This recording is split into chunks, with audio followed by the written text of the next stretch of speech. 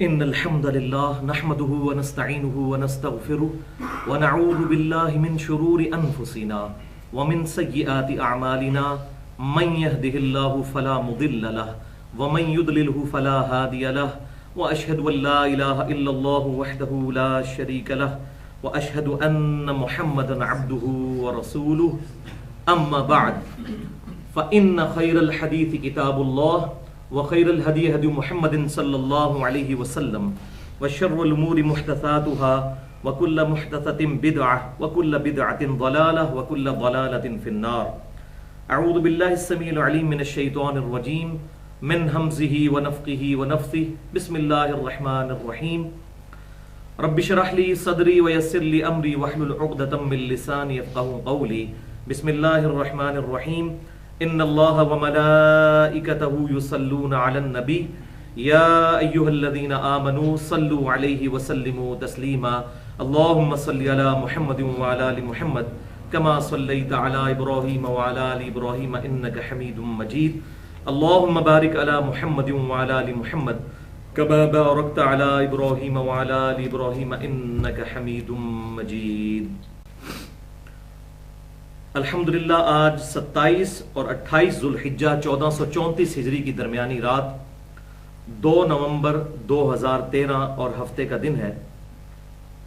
پچھلے ہفتے ہم نے قبر رسول صلی اللہ علیہ وسلم کی مبارک حاضری سے متعلق تقریباً 87 منٹ گفتگو کی تھی، جو ہماری ویب سائٹ اہلسنتپاک.com پر ہمارے یوٹیوب کے چینل 720085 کے تھرو اپلوڈ ہو چکی ہے. مسئلہ نمبر 54C کے نام سے قبر رسول صلی اللہ علیہ وسلم سے متعلق فرقہ وارانہ نظریات کا تحقیقی جائزہ.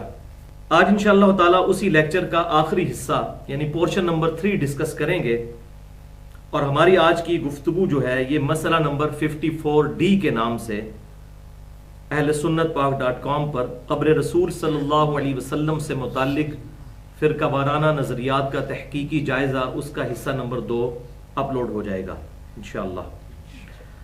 آج کی گفتگو کی ڈیٹیل میں جانے سے پہلے میں پچھلے ہفتے جو ہم نے گفتگو کی تھی 2-4 منٹ میں اس کا بلیو پرنٹ آپ کے سامنے رکھ دیتا ہوں، ابتدائی خاکہ.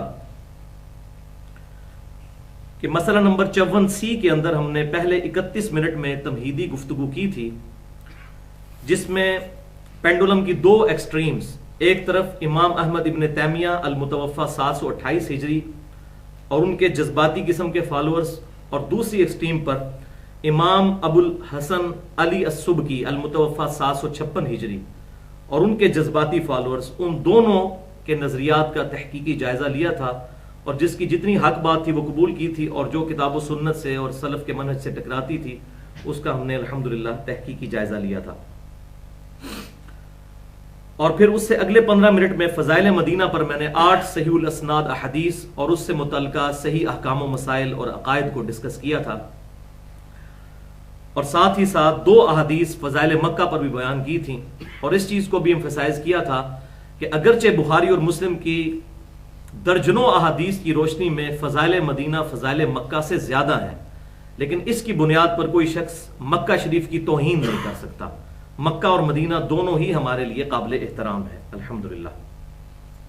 پھر اس سے اگلے 25 منٹ میں نے 5 صحیح الاسناد احادیث کی روشنی میں جو صحیح بخاری اور صحیح مسلم سے تھیں، پرٹیکولرلی مسجد نبوی کے جو فضائل ہیں ان کو ان ڈیٹیل ڈسکس کیا تھا. اور اسی کانٹیکسٹ میں وہ مشہور حدیث جو بخاری اور مسلم کی متفق علیہ حدیث ہے، لا تشد الرحال الا الى 3 مساجد، کہ 3 مساجد کے علاوہ ایکسٹرا آرڈنری ثواب کی نیت سے کسی اور جگہ کا سفر اختیار مت کرو، اس کی ٹرو ایکسپلینیشن فرقہ واریت کی لعنت سے بالاتر ہو کر میں نے بیان کی تھی الحمدللہ. اور پھر آخری 16 منٹ میں کلرڈ تصاویر کے ذریعے مسجد نبوی کا اور روضہ شریف کا مکمل تعارف اور حاضری کا صحیح طریقہ، اور اس سے متعلقہ جو غلط نظریات موجود ہیں، خصوصاً آج کل جو انٹرنیٹ کے اوپر اور ہمارے یہ پرنٹنگ میڈیا کے اندر بھی ایک بالکل فیک اور جعلی اور جھوٹی تصویر نبی صلی اللہ علیہ وسلم کی قبر مبارک کی مشہور کر دی گئی ہے، اس کو بیان کیا تھا. اسی طریقے سے اس قسم کے دیو مالائی قصے کہانیاں کہ گنبد کے اوپر یا خانہ کعبہ شریف کے اوپر کوئی پرندہ نہیں بیٹھتا، یہ بالکل جھوٹی بات ہے، اس کا بھی میں نے رد کیا تھا. آج کی گفتگو سے پہلے میں پھر وہی بات ریپیٹ کر دوں کہ بھائیو، جہاں تک مزارات پر حاضری کا معاملہ ہے اور گنبد خضرا کا صحیح حکم کیا ہے، اور قبروں پر مسجدیں بنانے کے لیے جو مسجد نبوی کے ساتھ ایڈجسنٹ روضہ رسول ہے صلی اللہ علیہ وسلم، اس سے جو لوگ سہارا لیتے ہیں، تو اس میں کتنی بات حق ہے اور کتنی بات جھوٹی شامل کر دی گئی ہے، اس کو میں الگ سے 2 گھنٹے کی گفتگو پچھلے سال یہیں پر ربیع الاول 1433 ہجری میں 11 اور 12 ربیع الاول کی درمیانی رات کو ڈسکس کر چکا ہوں، ولادت مصطفیٰ صلی اللہ علیہ وسلم اور رسول اللہ کی آخری وصیتیں صلی اللہ علیہ وسلم، اور وہ مسئلہ نمبر 63 کے نام سے اپلوڈ ہے، اور ایک ریسرچ پیپر بھی ہے اسی ٹاپک کے اوپر، وہ ہر بھائی کو لیکچر کے اینڈ پہ ہم دے بھی دیتے ہیں۔ ریسرچ پیپر نمبر 1 رسول اللہ صلی اللہ علیہ وسلم کی آخری وصیتیں، اور یہ PDF فارم میں ہماری ویب سائٹ اہلسنتپاک.com پر 3 MB کی فائل ہے، اس کو ڈاؤن لوڈ کر کے پڑھ سکتے ہیں۔ اس میں بڑی ڈیٹیل کے ساتھ قبروں پہ جانے کا مقصد کیا ہے اور مزارات کی شرعی حیثیت کیا ہے، اور جو لوگ قبر رسول پر جو گنبد رکھا گیا اس نبی صلی اللہ علیہ وسلم کے دنیا سے تشریف لے جانے کے 650 سال کے بعد اس کو بنیاد بنا کر جو احادیث کا مذاق اڑایا جاتا ہے، اس کو میں نے ڈیٹیل کے ساتھ الحمدللہ بیان کیا۔ تو وہ ریسرچ پیپر بھی آپ کو مل جائے گا انشاءاللہ، اور وہ لیکچر بھی مسئلہ نمبر 63 سن سکتے ہیں۔ بھائیو انشاءاللہ تعالی آج ہم امام کائنات سید الاولین والآخرین شفیع المذنبین رحمت للعالمین سیدنا و مولانا امام اعظم محمد رسول اللہ صلی اللہ علیہ وسلم کی قبر مبارک کی فضیلت اور اس کی اہمیت قرآن اور صحیح الاسناد احادیث کی روشنی میں انشاءاللہ سننے کی سعادت حاصل کریں گے، اور اس کانٹیکسٹ میں قرآن پاک کا حوالہ بھی انشاءاللہ آیات کا دے دوں گا، پلس 12 صحیح الاسناد احادیث انشاءاللہ ڈسکس کریں گے، اور اسی کو ڈسکس کرنے کے دوران 10 ضعیف الاسناد اور من گھڑت روایات ان کو بھی میں انشاءاللہ ڈسکس کروں گا، اور 2-4 جو عوام کے اندر جھوٹے قصے کہانیاں اور واقعات مشہور ہیں ان کو بھی انشاءاللہ تعالی میں فرقہ واریت کی لعنت سے بالا تر ہو کر خود اپنی آخرت کی فکر کرتے ہوئے حق بات بیان کرنے کی انشاءاللہ کوشش کروں گا انشاءاللہ۔ پھر بھی اگر کسی کی کوئی کیوری ہو تو لیکچر کے اینڈ پہ مجھ سے ڈسکس کیا جا سکتا ہے، یا میرا ای میل ایڈریس ہے mirza_95@yahoo.com، اس پہ بھی میں الحمدللہ روزانہ درجنوں ای میلز کے جواب دیتا ہوں کتاب و سنت کی روشنی میں۔ اب آ جائیے بھائیو آج کی گفتگو کی طرف۔ بھائیو اس بات پہ اہل سنت کا اور اہل تشیع کا بلکہ پوری امت کا اجماع ہے، اہل سنت کہلوانے والے تینوں گروہ بریلوی، دیوبندی اور سلفی یعنی اہل حدیث اور اہل تشیع، اور پوری امت کا یہ اجماع ہے کہ قبر رسول صلی اللہ علیہ وسلم شاعر اللہ میں سے ایک اللہ کی نشانی ہے۔ یہ پرٹیکولرلی قرآن کی ٹرم ہے، شاعر اللہ یعنی اللہ تعالیٰ کی بڑی بڑی نشانیاں۔ قرآن و سنت کی روشنی میں پرٹیکولر قرآن پاک کے اندر اللہ تعالیٰ نے خانہ کعبہ کو بھی شاعر اللہ ڈسکس کیا، اسی طریقے سے مصحف شریف یعنی یہ قرآن پاک جو ہمارے پاس کتابی شکل میں موجود ہے، اگرچہ یہ پرنٹنگ ہمارے ملک پاکستان میں ہوئی ہے، لیکن اس وقت جو میرے ہاتھ کے اندر قرآن پاک ہے، چاہے وہ پاکستان سے یا سعودی عرب سے کہیں سے بھی شائع ہوا ہو، یہ مصحف جو ہے یہ بھی شاعر اللہ ہے۔ اسی طریقے سے صفا اور مروہ کو سورۃ البقرہ میں اللہ تعالیٰ نے ان الصفا والمروہ من شعائر اللہ، وہاں پر بھی یہ لفظ استعمال کیا کہ بے شک صفا اور مروہ اللہ کی نشانیوں میں سے ہے۔ اور اس سے بھی بڑھ کر یہ کہ اللہ تعالیٰ نے قرآن پاک میں حج اور عمرے کے لیے جو جانور ساتھ لے کے جائے جاتے ہیں، تو ان ہدی کے جانوروں کو بھی اللہ تعالیٰ نے شاعر اللہ ڈکلیئر کیا ہے قرآن کے اندر الحمدللہ۔ اور یہ بات میں اپنی طرف سے نہیں کر رہا، سورۃ الحج کی آیت نمبر ہے 36، بسم اللہ الرحمن الرحیم، وَالْبُدْنَ جَعَلْنَاهَا لَكُمْ مِنْ شَعَائِرِ اللَّهِ لَكُمْ، اور قربانی کے جانور جو اونٹ ہیں ان کو اللہ تعالیٰ نے تمہارے لیے شاعر اللہ ڈکلیئر کر دیا ہے، یہ اللہ کی نشانیاں ہیں کیونکہ وہ اللہ کی راہ کے لیے وقف ہوئے ہوئے جانور ہیں۔ تو یہ بھی اللہ کی نشانیاں ہیں، جس طرح کہ خانہ کعبہ ہے یا مصحف شریف ہے یا اسی طریقے سے صفا اور مروہ۔ اور اس کا کلائمیکس بھی اسی سورۃ الحج کی آیت نمبر 32 کے اندر ہے، بسم اللہ الرحمن الرحیم، خانہ کعبہ اور ہدی کے جانور جو حج اور عمرے کے لیے ساتھ لے جائے جاتے ہیں ان کے کانٹیکسٹ میں پرٹیکولر یہ آیت ہے سورۃ الحج میں، وَمَن يُعَظِّمْ شَعَائِرَ اللَّهِ، اور جو کوئی تعظیم کرے گا شعائر اللہ کی، فَإِنَّهَا مِن تَقْوَى الْقُلُوبِ، تو بے شک یہ دلوں کے تقوی سے۔ تو تقوی کا ایک لٹمس ٹیسٹ تو میں نے پچھلی دفعہ بتایا تھا، امام کائنات صلی اللہ علیہ وسلم کا ادب اور احترام کرنا۔ ان الذین یغضون اصواتهم عند رسول اللہ اولئک الذین امتحن اللہ قلوبهم للتقوی، جو لوگ اپنی آوازیں نبی صلی اللہ علیہ وسلم کے حضور پست رکھتے ہیں اللہ نے ان کے دلوں کو تقوی کے لیے چن لیا ہے۔ اور ایک لٹمس ٹیسٹ یہ بھی آیا تقوی کا کہ پرہیزگار وہ شخص ہے جو اللہ کی راہ کا جانور وقف ہو چکا ہے، جس کی نسبت اللہ کے ساتھ ہو چکی ہے، چاہے وہ جانور ہے، اس کا احترام کرنے والا ہے، خانہ کعبہ کا احترام کرنے والا ہے، تو وہ شخص بھی متقی اور پرہیزگار ہے۔ اندازہ کریں، اللہ اکبر۔ تو بھائیو اگر یہ ساری چیزیں شعائر اللہ ہے تو ان سے بدرجہ اولا قرآن سے یہ تھیم پتہ چل گئی، مزاج کا پتہ چل گیا قرآن کے، کہ جو جو چیزیں اللہ اور اس کے رسول صلی اللہ علیہ وسلم کے ساتھ نسبت رکھتی ہیں وہ شعائر اللہ ہے۔ تو امام کائنات سید الاولین والآخرین شفیع المذنبین رحمت للعالمین سیدنا و مولانا امام اعظم محمد رسول اللہ صلی اللہ علیہ وسلم کی قبر مبارک تو بہت بڑا شعائر اللہ ہے، الحمدللہ۔ اور بھائیو آپ صلی اللہ علیہ وسلم کے ساتھ جن چیزوں کی نسبت ہے ان چیزوں کا احترام کرنا، اس کی اگر جھلک دیکھنی ہو تو صحابہ اکرام علیہم رضوان کی زندگیاں ہمارے سامنے ہیں۔ صحیح بخاری اور صحیح مسلم میں کئی احادیث موجود ہیں کہ صحابہ اکرام علیہم رضوان آپ صلی اللہ علیہ وسلم کی مبارک زندگی میں، جو دنیا میں زندگی تھی، ویسے تو آج بھی زندہ ہے اپنی قبر مبارک میں برزخی حیات کے ساتھ، اس کا ہمیں شعور نہیں ہے، اس دنیا کی زندگی کے ساتھ نہیں، آخرت کی زندگی کے ساتھ۔ لیکن اس دنیا میں جو لیونر ایئرز کے اعتبار سے 63 سالہ زندگی، چاند کے اعتبار سے، اور سولر ایئر سورج کے اعتبار سے جو 61 سالہ آپ صلی اللہ علیہ وسلم کی مبارک زندگی گزری، اس زندگی کے اندر بھی صحابہ کرام علیہم رضوان نے آپ صلی اللہ علیہ وسلم کی چیزوں کا احترام کیا، اور ایون آپ صلی اللہ علیہ وسلم کے دنیا سے تشریف لے جانے کے بعد بھی آپ صلی اللہ علیہ وسلم کے جو تبرکات تھے ان کا بھی احترام کیا۔ اب یہ الگ سے ایک پورا ٹاپک ہے، اس میں 1.5 گھنٹے کی گفتگو کر چکا ہوں، مسئلہ نمبر 43 کے نام سے اہل سنت پاک.com پر، وسیلہ اور توسل کے صحیح احکام و مسائل۔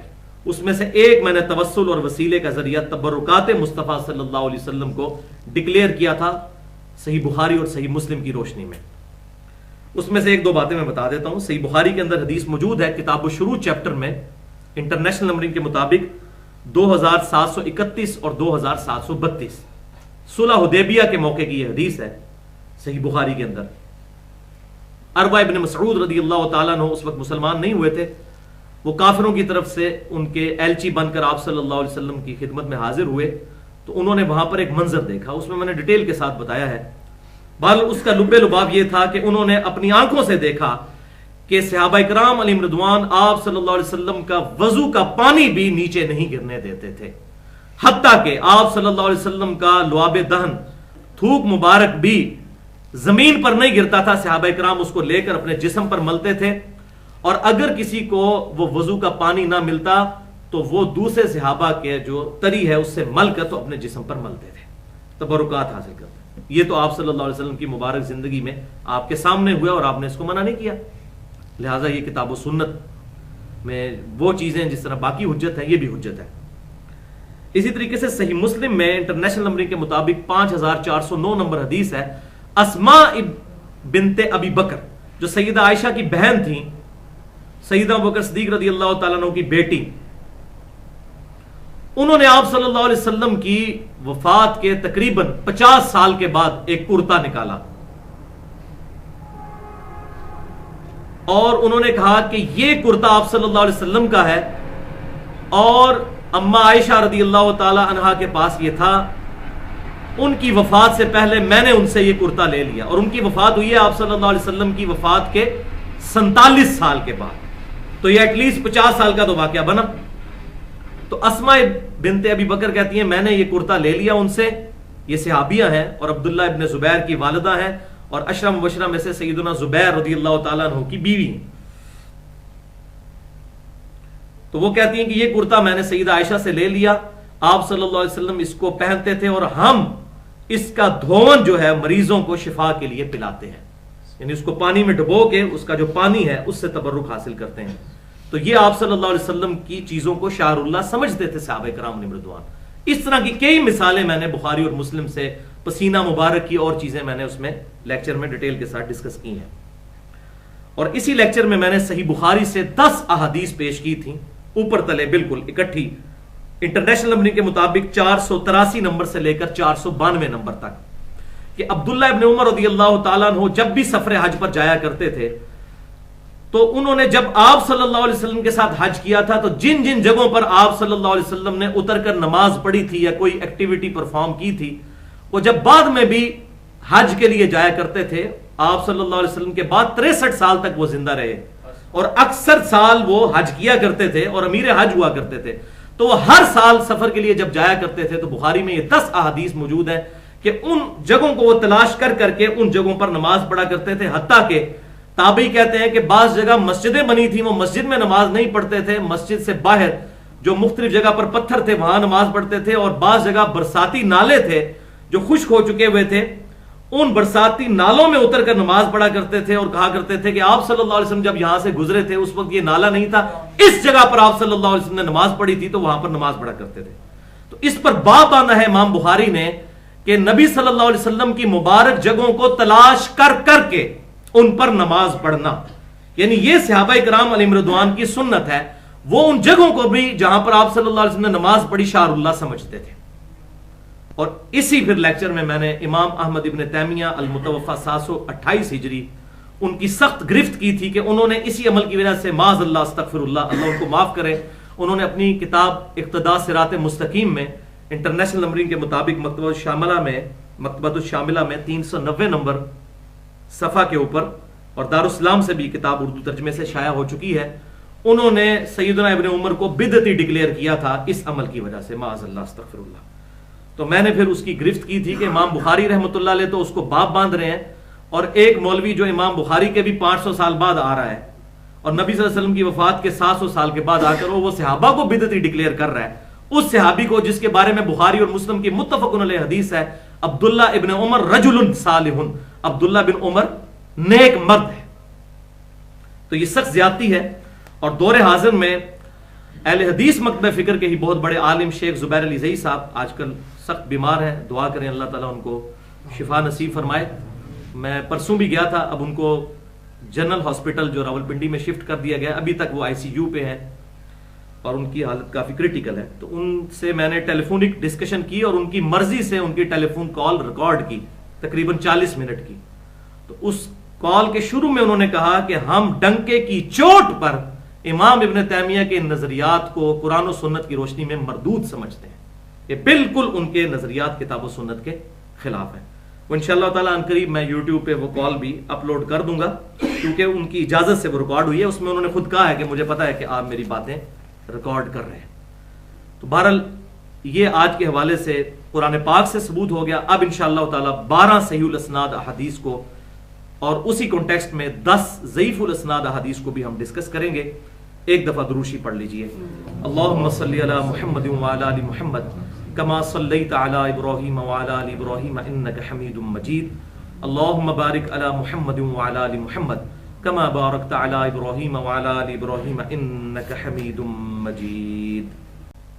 اب بھائیو، امام کائنات سید الاولین والآخرین شفیع المذنبین رحمت للعالمین سیدنا و مولانا امام اعظم محمد رسول اللہ صلی اللہ علیہ وسلم کی 12 صحیح الاسناد حدیث اور اسی کانٹیکسٹ میں 10 ضعیف الاسناد حدیث اور کچھ من گھڑت قصے اور کہانیاں، ان کو بھی میں انشاءاللہ ایمانداری کے ساتھ فرقہ واریت کی لعنت سے بالاتر ہو کر ڈسکس کرنے کی کوشش کروں گا۔ اور بھائیو، یہ جو 12 صحیح الاسناد احادیث ہیں، یہ میں نے کوئی الٹپ ایٹ رینڈم نہیں لکھ لی ہیں بیان کرنے کے لیے، ایک انٹلیکچوئل ترتیب کے ساتھ ہے تاکہ بات سمجھ آئے۔ اور یہاں شروع ہی میں ایک دماغ سے شیطانی وسوسہ اور کیڑا نکال دوں، کیونکہ اکثر لوگ ان چیزوں کو پھر ایکسپلائٹ کرتے ہیں کہ جی حدیث تو حدیث ہوتی ہے، یہ صحیح اور ضعیف کیا چکر ہوا؟ اس کو انشاءاللہ میں بعد میں بھی ڈسکس کروں گا، لیکن شروع میں ایک معاملہ میں یہاں پر کلیئر کر دوں کہ یہ بات یاد رکھیے، جب صحیح حدیث بولا جاتا ہے تو یہ امپلائڈ ہوتا ہے اس کے اندر کہ اس سے مراد صحیح الاسناد احادیث ہے، کہ سند کو صحیح کہہ رہے ہوتے ہیں ہم۔ اسی طریقے سے جب ہم کہتے ہیں ضعیف حدیث ہے تو یہ امپلائڈ ہے کہ اس سے مراد ہے ضعیف الاسناد احادیث، جن کی سند ضعیف ہے۔ جس حدیث کی سند صحیح ہوگی وہ حدیث صحیح ہوگی، اور جس حدیث کی سند ضعیف ہوگی وہ سند ضعیف ہوگی، اور حدیث تو ہوگی نہیں۔ وہ یہ بعض لوگ کہتے ہیں جی حدیث کی بڑی گستاخی کرتے ہیں، کہتے ہیں ضعیف حدیث، تو ضعیف حدیث سے مراد ضعیف سند ہوتا ہے کہ بھئی یہ کمزور ہے یا موضوع ہے، من گھڑت ہے۔ جب کوئی حدیث صحیح ہوگی چاہے اس کی سند ضعیف بھی ہو، لیکن اگر اس کی کوئی صحیح سند کسی اور کتاب میں بھی مل جائے تو پھر ہم اس ضعیف سند والی حدیث کو بھی کہتے ہیں کہ یہ حدیث کی سند ضعیف ہے لیکن حدیث صحیح ہے۔ اب اس سے اندازہ لگائیں کہ پھر تو چکر ہی کوئی نہ رہا، ہم تو حدیث ماننے کے لیے تیار ہیں، لیکن اگر کوئی حدیث ایسی ہے جس کی کوئی بھی صحیح سند موجود نہیں ہے پوری دنیا کے اندر، تو بھائی وہ پھر حدیث تو نہ ہوئی۔ اور میں آج وہ مثال دوں گا کہ ایسی ایسی حدیثیں موجود ہیں کہ اگر ہم صحیح اور ضعیف کا فرق نہ کریں تو ہمارا ایمان ہی ضائع ہو جائے ان حدیثوں کو مان کے۔ تو اصول محدثین پر، بریلوی، دیوبندی، اہل حدیث یا اہل تشیع کے اصول نہیں، پہلے 300 سال کے محدثین کے اصول پر اس کی سند کو ڈسکس کیا جاتا ہے کہ یہ صحیح ہے یا ضعیف ہے۔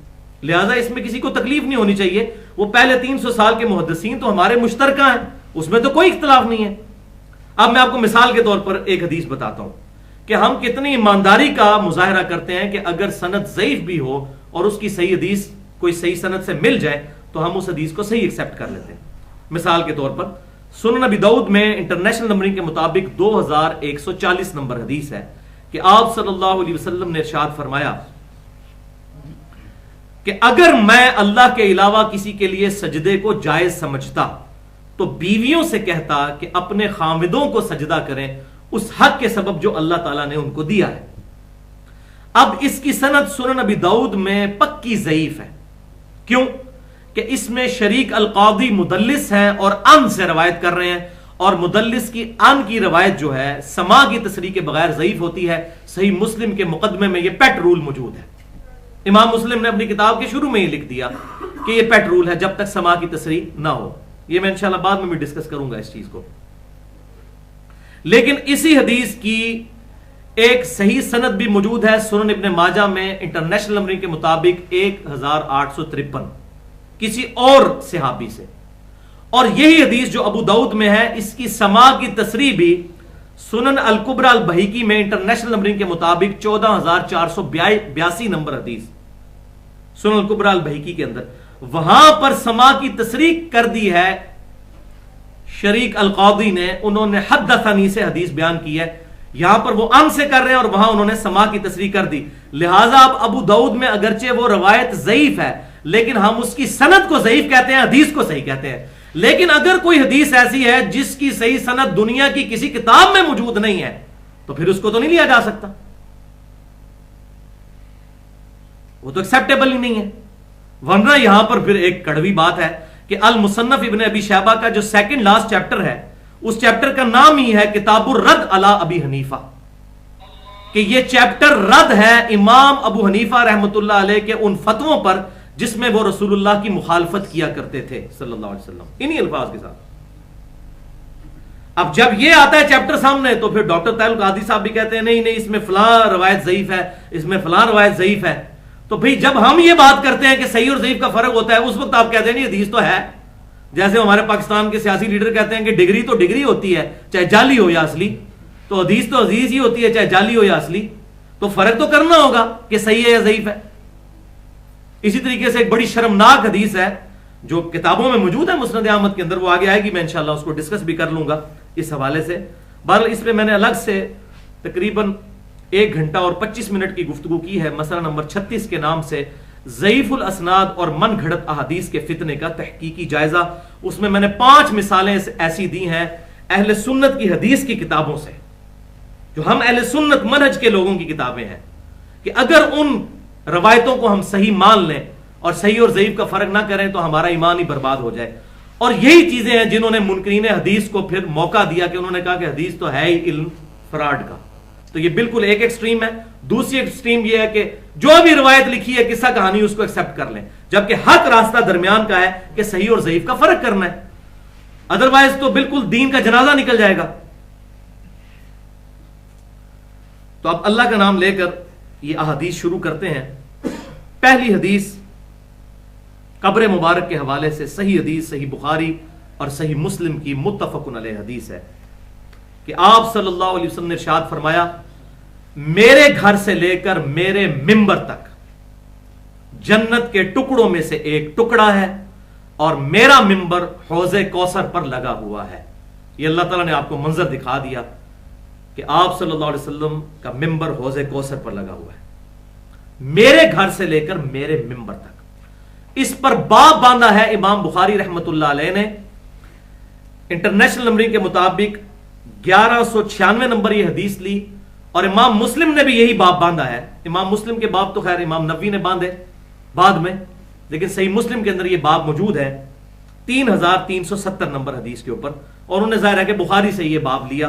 امام بخاری نے باب باندھا ہے اس حدیث پر، قبر رسول سے لے کر ممبر رسول تک جنت کا ٹکڑا ہے. اور بلکہ الفاظ یہ ہیں فضیلت قبر رسول سے لے کر ممبر رسول تک کے ٹکڑے کی، یعنی ریاض الجنہ کی فضیلت. تو حدیث میں الفاظ تھے میرا گھر، اور امام بخاری رحمۃ اللہ علیہ کو یہ بات پتا تھی. اب اسی گھر میں حجر عائشہ میں قبر مبارک ہے، تو انہوں نے لکھا قبر کی جگہ کی فضیلت، قبر سے لے کر ممبر تک کی جگہ کی فضیلت. اور یہ قبر اور ممبر اس میں شامل ہے، کیونکہ قرآن پاک میں ہے کہ ہاتھوں کو دھو کوہنیوں تک. تو یہ نہیں ہوتا کہ کوہنی سے پہلے پہلے دھونا ہوتا ہے، کوہنیاں بھی بیچ میں شامل ہوتی ہیں.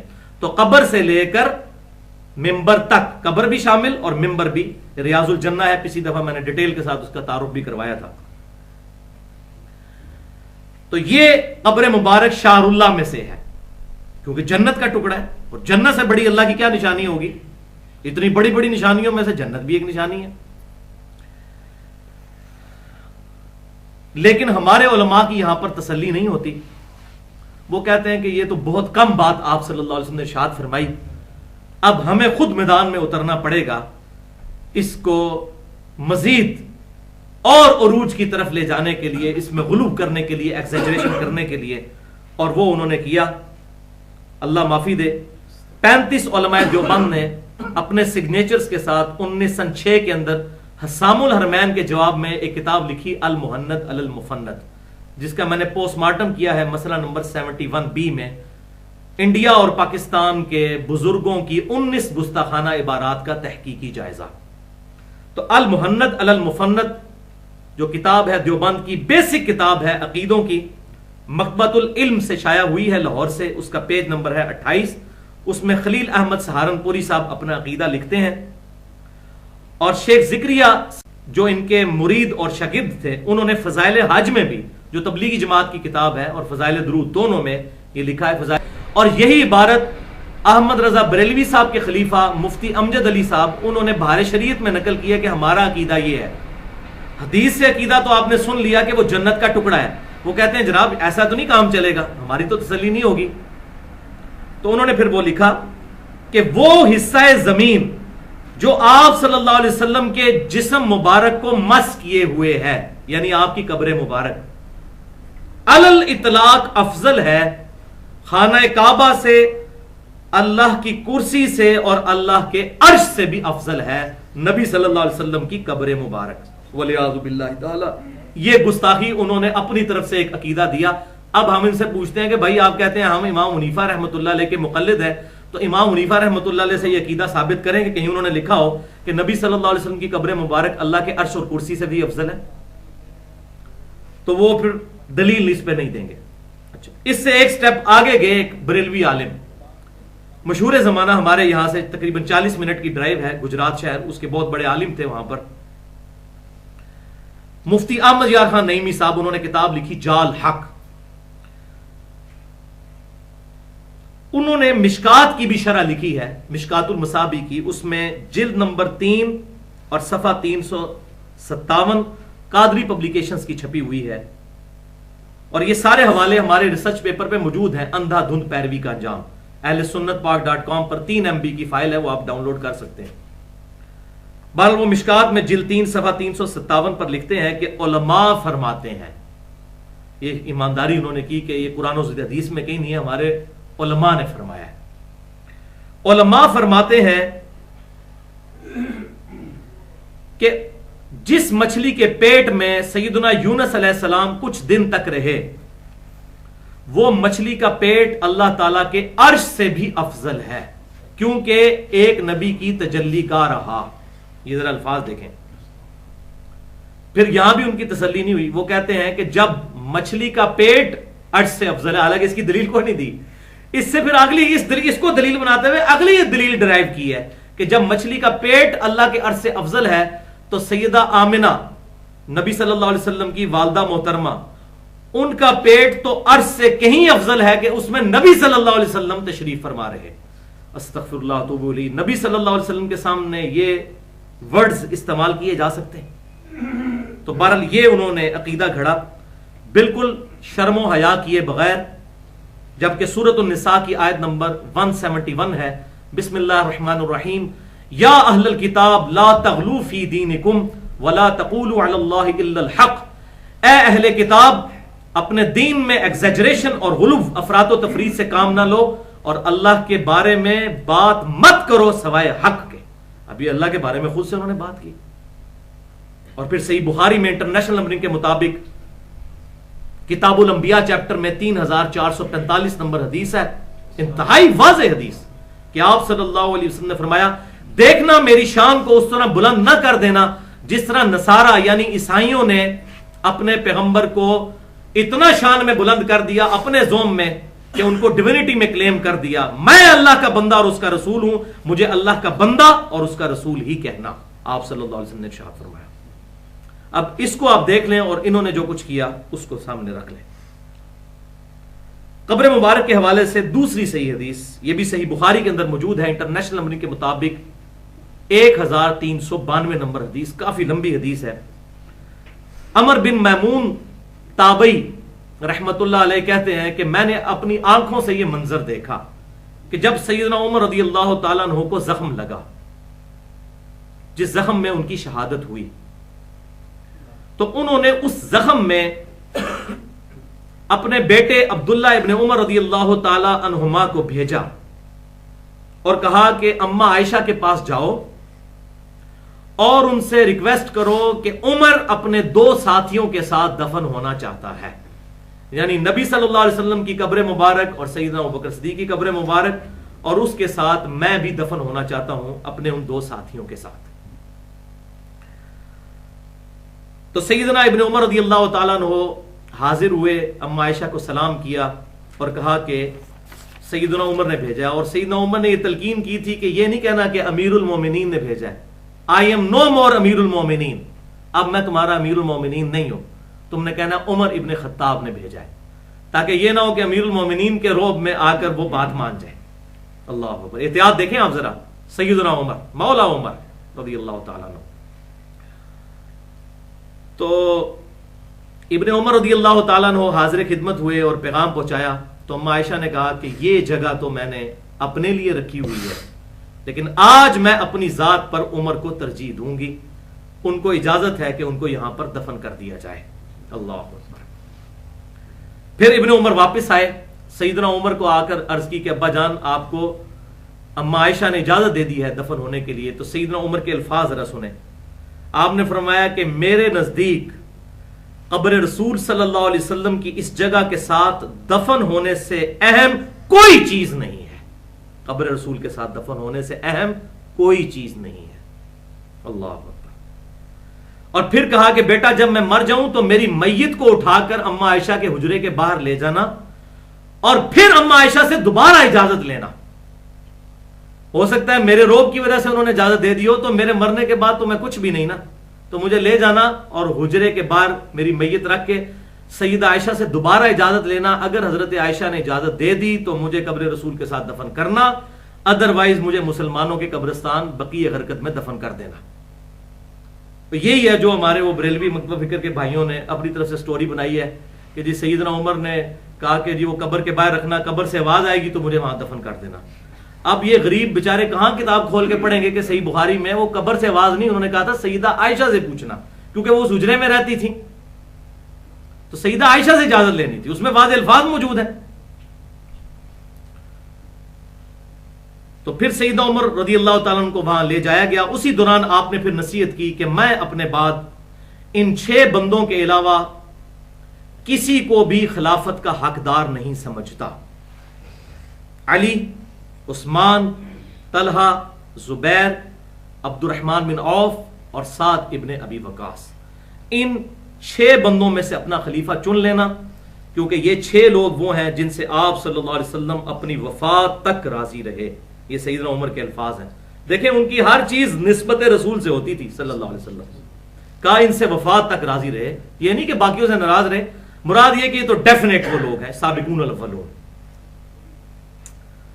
اور صحیح بخاری میں یہ حدیث ہے 1890 نمبر حدیث کہ سیدنا عمر یہ دعا کیا کرتے تھے، اللہم ارزقنی شہادتن فی سبیلک وجعل موتی فی بلدی رسولک صلی اللہ علیہ وسلم، اے اللہ مجھے اپنی راہ میں شہادت کی موت عطا کرنا اور مجھے رسول اللہ کے شہر میں موت عطا کرنا۔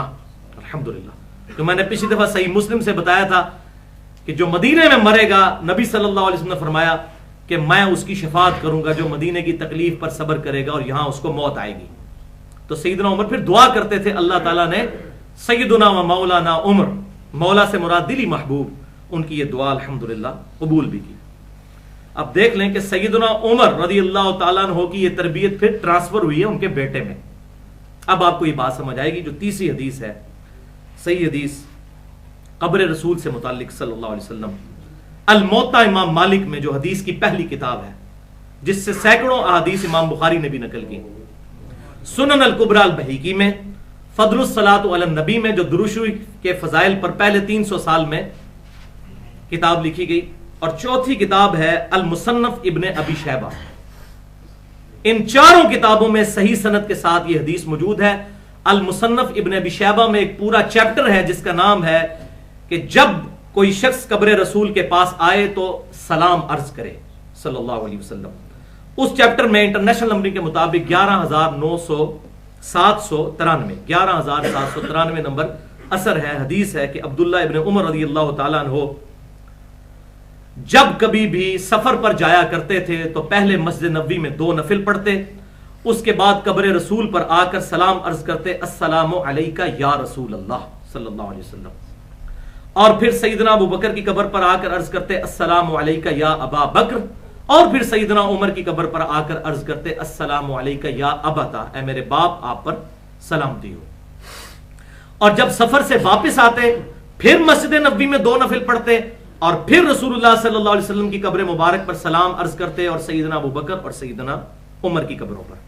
اور الحمدللہ پوری امت کا اجماع ہے، اہل سنت ہوں یا اہل تشیع ہوں، اہل سنت کہلوانے والے تینوں گروہ، بریلوی، دیوبندی اور سلفی یعنی اہل حدیث اور اہل تشیع کا، پوری دنیا کے مسلمانوں کا اجماع ہے کہ قبر رسول صلی اللہ علیہ وسلم پر حاضری کا طریقہ یہی ہے، اجماع ہے، کوئی دوسری رائے نہیں ہے۔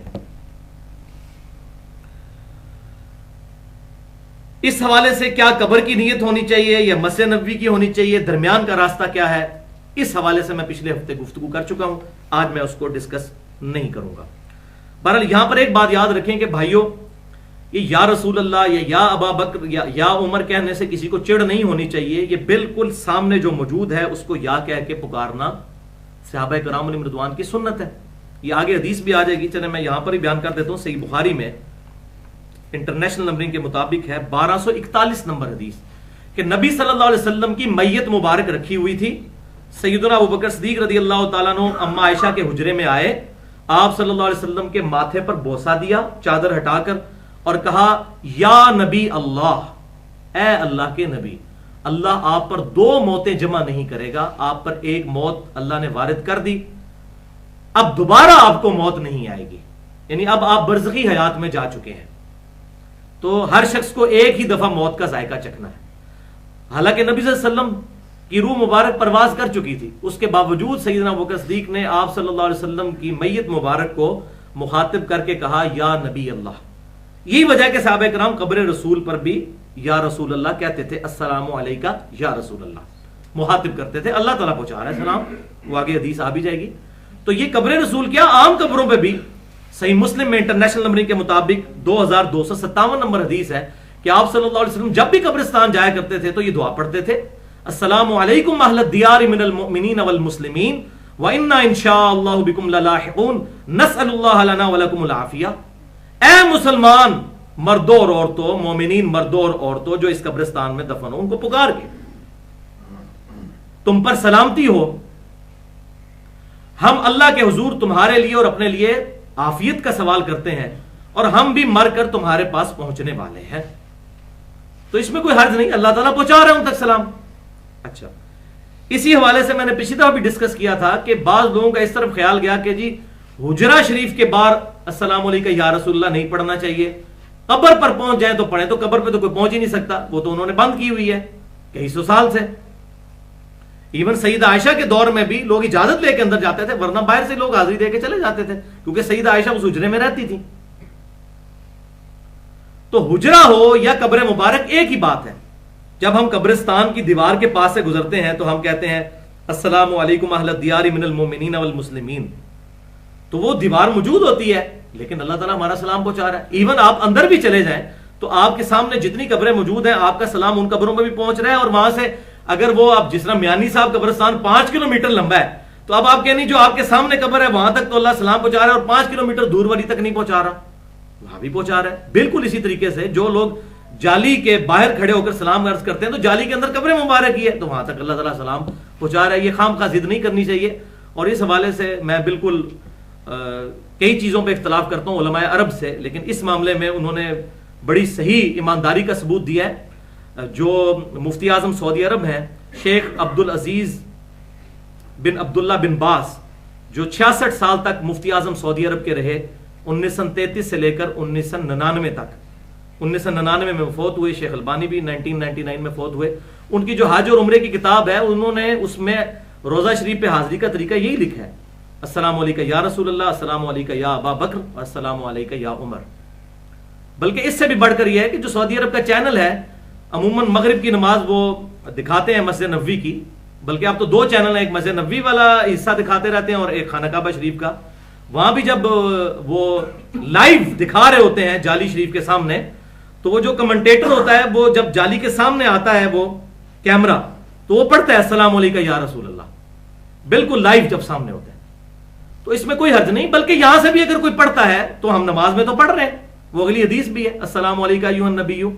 پیچھے عقیدہ درست ہونا چاہیے کہ اللہ تعالیٰ پہنچا رہا ہے، چاہے قبر کے سامنے آپ پڑھ رہے ہیں چاہے یہاں سے پڑھ رہے ہیں، پہنچا رہا اللہ تعالیٰ ہے. لہذا السلام علیکم یا رسول اللہ یہ کوئی درود بدعت نہیں ہے، یہ سنت ہے صحابہ کی. لیکن ہمارا مسئلہ یہ کہ ہم یہ کہتے ہیں یہ قبر مبارک کی دعا ہے. جیسے ٹوائلٹ میں جانے کی دعا اور مسجد میں جانے کی دعا ہے تو دونوں دعائیں ہیں لیکن اپنی اپنی جگہ پر پڑھی جائیں گی. صحابہ کرام علیہم رضوان پوری دنیا میں جب درود پڑھتے تھے تو نماز میں السلام علیکم ایھا النبی یا درود ابراہیمی پڑھتے تھے اور قبر پر جا کر السلام علیکم یا رسول اللہ پڑھتے تھے. یہاں سے اگر کوئی پڑھتا ہے تو ہم یہی کہیں گے بھائی یہ ثابت نہیں ہے، سیگا ٹھیک ہے لیکن ثابت نہیں ہے. تو یا ہو یا ایھا کا یہ سیگا، تو اس پہ میں نے پوری 2 گھنٹے کی تقریباً گفتگو کی ہے. مسئلہ نمبر 7 کے نام سے حاضر و ناظر کے عقیدے سے متعلق فرقہ وارانہ نظریات کا تحقیقی جائزہ، اس میں نے کھول کر یہ باتیں بیان کی ہیں. بہرحال یہاں پر چوتھی حدیث قبر رسول کے حوالے سے یہی میں نے بیان کرنی تھی. صحیح بخاری اور صحیح مسلم کی متفق علیہ حدیث ہے تشہد کے چیپٹر میں کہ آپ صلی اللہ علیہ وسلم نے ارشاد فرمایا جب تم نماز میں پڑھو گے السلام علیکم ایھا النبی ورحمۃ اللہ وبرکاتہ، السلام علینا وعلی عباد اللہ الصالحین، تو زمین و آسمان میں جو جو نیک آدمی ہے اللہ تعالیٰ اس تک تمہارا سلام پہنچا دے گا، خود بخود پہنچ جائے گا. صرف نبی صلی اللہ علیہ وسلم تک نہیں، زمین و آسمان میں جو جو نیک آدمی ہے. بلکہ بخاری اور مسلم میں یہاں تک موجود ہے صحابہ کہتے تھے ہم اس کے ساتھ خود سے پڑھتے تھے السلام علیکم، السلام علی جبرائیل، السلام علی میکائیل، السلام علی اسرافیل. تو نبی صلی اللہ علیہ وسلم نے ہمیں منع کہا اور کیا اور فرمایا بس اتنا پڑھو السلام علینا وعلی عباد اللہ الصالحین. تو عباد اللہ الصالحین جہاں جہاں موجود ہیں اللہ تمہارا سلام پہنچا دے گا، چاہے وہ زندہ یا فوت ہو چکے ہیں. تو یہ سلام تمام مسلمانوں تک پہنچتا ہے اور پرٹیکولر السلام علیکم ایھا النبی آپ صلی اللہ علیہ وسلم تک پہنچتا ہے. تو یہ ہم آپ صلی اللہ علیہ وسلم کو ہی انشائیہ خطاب کرتے ہیں، لیکن نیت کیا ہے کہ اللہ تعالیٰ یہ سلام پہنچا رہا ہے. الحمدللہ. باقی اس کی جتنی ڈیٹیل ہے وہ میں نے حاضر و ناظر والا لیکچر جو ہے مسئلہ نمبر 7 اس میں بیان کر دی ہے. قبر مبارک سے متعلق 5ویں صحیح حدیث سنن نبی داؤد میں موجود ہے. کتاب المناسک جو چیپٹر ہے حج والا، اس کا آخری باب ہی یہی ہے، زیارت القبور، قبروں کی زیارت کرنا. اس سے یہ بات پتہ چل گئی کہ انہوں نے قبر کی حاضری کے چیپٹر میں اس حدیث کو ڈالا ہے. یہ بہت کریٹیکل حدیث ہے، 2041 نمبر حدیث، کہ آپ صلی اللہ علیہ وسلم نے ارشاد فرمایا، تم میں سے جو کوئی بھی مجھ پر سلام پڑھے گا تو اللہ تعالیٰ میری روح کو لوٹا دے گا اور میں اس کے سلام کا جواب بھی دوں گا. یہ بالکل سونے کی مہر حدیث صحیح ہے اہل سنت اور اہل تشیع دونوں کے ہاں، چاہے بریلوی ہوں، دیوبندی ہوں، اہل حدیث ہوں. شیخ البانی رحمہ اللہ بھی اسے صحیح کہتے ہیں، اور دور حاضر میں بہت بڑے حدیث کے محقق شیخ زبیر علی زئی صاحب پہلے اس حدیث کو ضعیف کہتے تھے 2011 سے پہلے تک. پھر انہوں نے جب دوبارہ تحقیق کی تو مجھے صحیح طرح یاد ہے کہ 2011 ہی کی بات ہے، سردیوں میں انہوں نے مجھے زور کی نماز کے بعد فون کیا اور مجھے کہا کہ علی بھائی وہ حدیث صحیح ہو گئی ہے، اس کی سند مل گئی ہے صحیح بھی. میں نے کہا شیخ صاحب وہ پہلے ہی صحیح تھی. وہ کہتے ہیں نہیں، اس میں ایک سکم تھا وہ دور کرنا. ان کی بات ٹھیک تھی، وہ سکم تھا اور وہ سکم دور کرنا تھا. وہ سکم میں آپ کو بتا دیتا ہوں کیا ہے. پھر انہوں نے رجوع کر لیا، انوار الصحیفہ میں بھی موجود نہیں ہے، مشکات المصابیح میں انٹرنیشنل نمبرنگ کے مطابق 925 نمبر یہی حدیث ہے، اس میں بھی انہوں نے صحت کا حکم لگایا ہے. اس میں مسئلہ یہ تھا کہ یزید بن عبداللہ جو ہے اس کی سما کی تصریح نہیں مل رہی تھی ابو داؤد کے اندر، تو اس کی سما کی تصریح پھر سنن الکبریٰ البیہقی کے اندر ان کو مل گئی کہ وہاں پر اس کی سما کی تصریح موجود ہے کہ اس نے یہ خود حدیث سیدنا ابو ہریرہ رضی اللہ تعالیٰ عنہ سے سنی. تو جب وہ سما کی تصریح مل گئی تو یہ روایت بالکل صحیح ہے، لہٰذا اب اس پہ کسی کا بھی کوئی اختلاف نہیں ہے. لیکن یہاں پر یہ بات یاد رکھیں، یہ روح کا لوٹنا برزخی ہے، یہ دنیا کا سا لوٹنا نہیں ہے. صحیح بخاری کی وہ حدیث یاد کر لیجئے 1241 نمبر، سیدنا ابوبکر رضی اللہ تعالیٰ عنہ نے آپ صلی اللہ علیہ وسلم کی میت مبارک کو بوسہ دیا اور کہا یا نبی اللہ، اللہ آپ پر 2 دفعہ موت نہیں طاری کرے گا. تو اگر ہر دفعہ روح لوٹ رہی ہے تو وہ تو ہزاروں لاکھوں موتیں منتی ہیں. یہ سارا لوٹنا برزخی ہے، اور برزخ کے معاملات ہم سمجھ نہیں سکتے، وہ اس دنیا کے ہے نہیں ہے. مرنے کے بعد چاہے کافر ہو یا مومن ہو، تمام زندہ ہے اللہ کے حضور. کافر اللہ کے عذاب میں زندہ ہے اور مومن اللہ کی جنتوں میں زندہ ہے. جسم ان کے یہاں پر ہیں قبروں میں، لیکن ان کی روحیں جو ہیں وہ کسی کی جنت الفردوس میں ہے، کسی کی لیہین میں ہے. لیکن اس روح اور جسم کا تعلق بھی ہے ایک خاص جو ہم نہیں سمجھ سکتے. بالکل اس طریقے سے جس طرح سورہ الزمر میں آتا ہے کہ جب کوئی شخص سو جاتا ہے اس وقت بھی ہم اس کی روح قبض کر لیتے ہیں، لیکن سوئے ہوئے شخص کو اگر آپ کوئی چٹکی کاٹیں یا اس کو کوئی سوئی وغیرہ چبھوئیں تو وہ جاگ جاتا ہے. تو روح نکلنے کے باوجود روح اور جسم کا ایک تعلق رہتا ہے، وہ برزخی تعلق ہے، وہ ہمیں پتہ نہیں ہے. وہ فوراً روح اس میں لوٹ آتی ہے، لیکن وہ لوٹنا اور ہے اور وفات کے بعد روح کا لوٹنا اور ہے، کیونکہ وفات کے بعد کی زندگی برزخی زندگی ہے، اس کو ہم دنیا کی زندگی پر قیاس نہیں کر سکتے. اور یہ اہل سنت کا اور اہل تشیع کا سب کا اجماعی عقیدہ ہے کہ نبی صلی اللہ علیہ وسلم کا جسم مبارک مدینہ شریف کی قبر میں بالکل صحیح حالت میں ہے. سنن الکبریٰ البیہقی میں صحیح سند کے ساتھ موجود ہے کہ سیدنا عمر کہتے ہیں کہ اللہ تعالیٰ نے حرام کر دیا ہے کہ انبیاء کرام کے جسموں کو نہ مٹی کھاتی ہے نہ آگ کھاتی ہے. اور صحیح بخاری کی ایک بڑی ڈیٹیل حدیث ہے جس کا لب لباب یہ ہے کہ آپ صلی اللہ علیہ وسلم کو ایک خواب دکھایا گیا. اس خواب کے اینڈ پہ آپ نے منظر دیکھا کہ جنت میں ایک محل ہے. تو سیدنا جبریل سے کہا کہ جبریل مجھے جانے دو، میں اپنے محل میں داخل ہو جاؤں. تو جبریل علیہ السلام نے عرض کیا اللہ کے رسول صلی اللہ علیہ وسلم ابھی آپ کے کچھ دن دنیا میں باقی ہیں، وہ دن گزار کے آپ اسی جنت میں آ جائیں گے. تو آپ صلی اللہ علیہ وسلم کی روح مبارک جنت میں اور جسم مبارک مدینہ شریف کی قبر میں بالکل صحیح حالت میں موجود ہے، اور اس روح اور جسم کا ایک برزخی تعلق ہے جو ہم سمجھ نہیں سکتے. بہرحال آج اسی پر اکتفا کریں. انشاءاللہ تعالی میں اس چیز کا میں نے الحمدللہ ارادہ کیا کہ اس دفعہ ربیع الاول شریف میں انشاءاللہ جو ہم نے لیکچر ڈسکس کرنا ہے وہ حیات النبی پر ہی کرنا ہے. عقیدہ حیات النبی سے متعلق فرقہ وارانہ نظریات کا تحقیقی جائزہ. آج سے تقریباً 2-2.5 سال پہلے بھی میں نے کیجول گفتگو 25 منٹ کی تھی، مسئلہ نمبر 5 کے نام سے اپلوڈ ہے، اس کو بھی دیکھ سکتے ہیں. لیکن اب میں انشاءاللہ ان ڈیپتھ اس پہ گفتگو کروں گا، اور اس میں جتنی احادیث ہیں ان کو میں ابھی انالیسس کر رہا ہوں. ابھی مطلب یہ جو حدیث ہے کہ مسند ابی یعلا میں انٹرنیشنل نمبرنگ کے مطابق 3425، الانبیاء احیاء فی قبورہم یصلون، نبی اپنی قبروں میں زندہ ہیں اور وہ اس میں نمازیں بھی پڑھتے ہیں. اس کی میں ابھی تحقیق کر رہا ہوں اس حدیث کی. البتہ اس کا ایک جز تو بالکل درست ہے کہ صحیح مسلم میں اوپر تلے 2 حدیثیں ہیں سیدنا موسیٰ علیہ السلام کے فضائل کے چیپٹر میں کہ آپ صلی اللہ علیہ وسلم کہتے ہیں کہ میں نے شب معراج موسیٰ علیہ السلام کو ان کی قبر میں نماز پڑھتے ہوئے دیکھا، ہوا قائم یصلی فی قبری، وہ اپنی قبر میں کھڑے ہو کر نماز پڑھ رہے تھے. یہ روایت تو مسلم میں ہے، لیکن یہ جو مسند ابی یعلا والی ہے اس میں کنٹروورشل چیزیں پائی جاتی ہیں. میں ابھی اس پر تحقیق کروں، لہٰذا اس پہ میں ابھی کوئی حکم اس حوالے سے نہیں لگاتا. انشاءاللہ اس دفعہ ربیع الاول 1435 ہجری میں ہم عقیدہ حیات النبی کو انشاءاللہ فرقہ واریت کی لعنت سے بالا تر ہو کر ڈسکس کریں گے.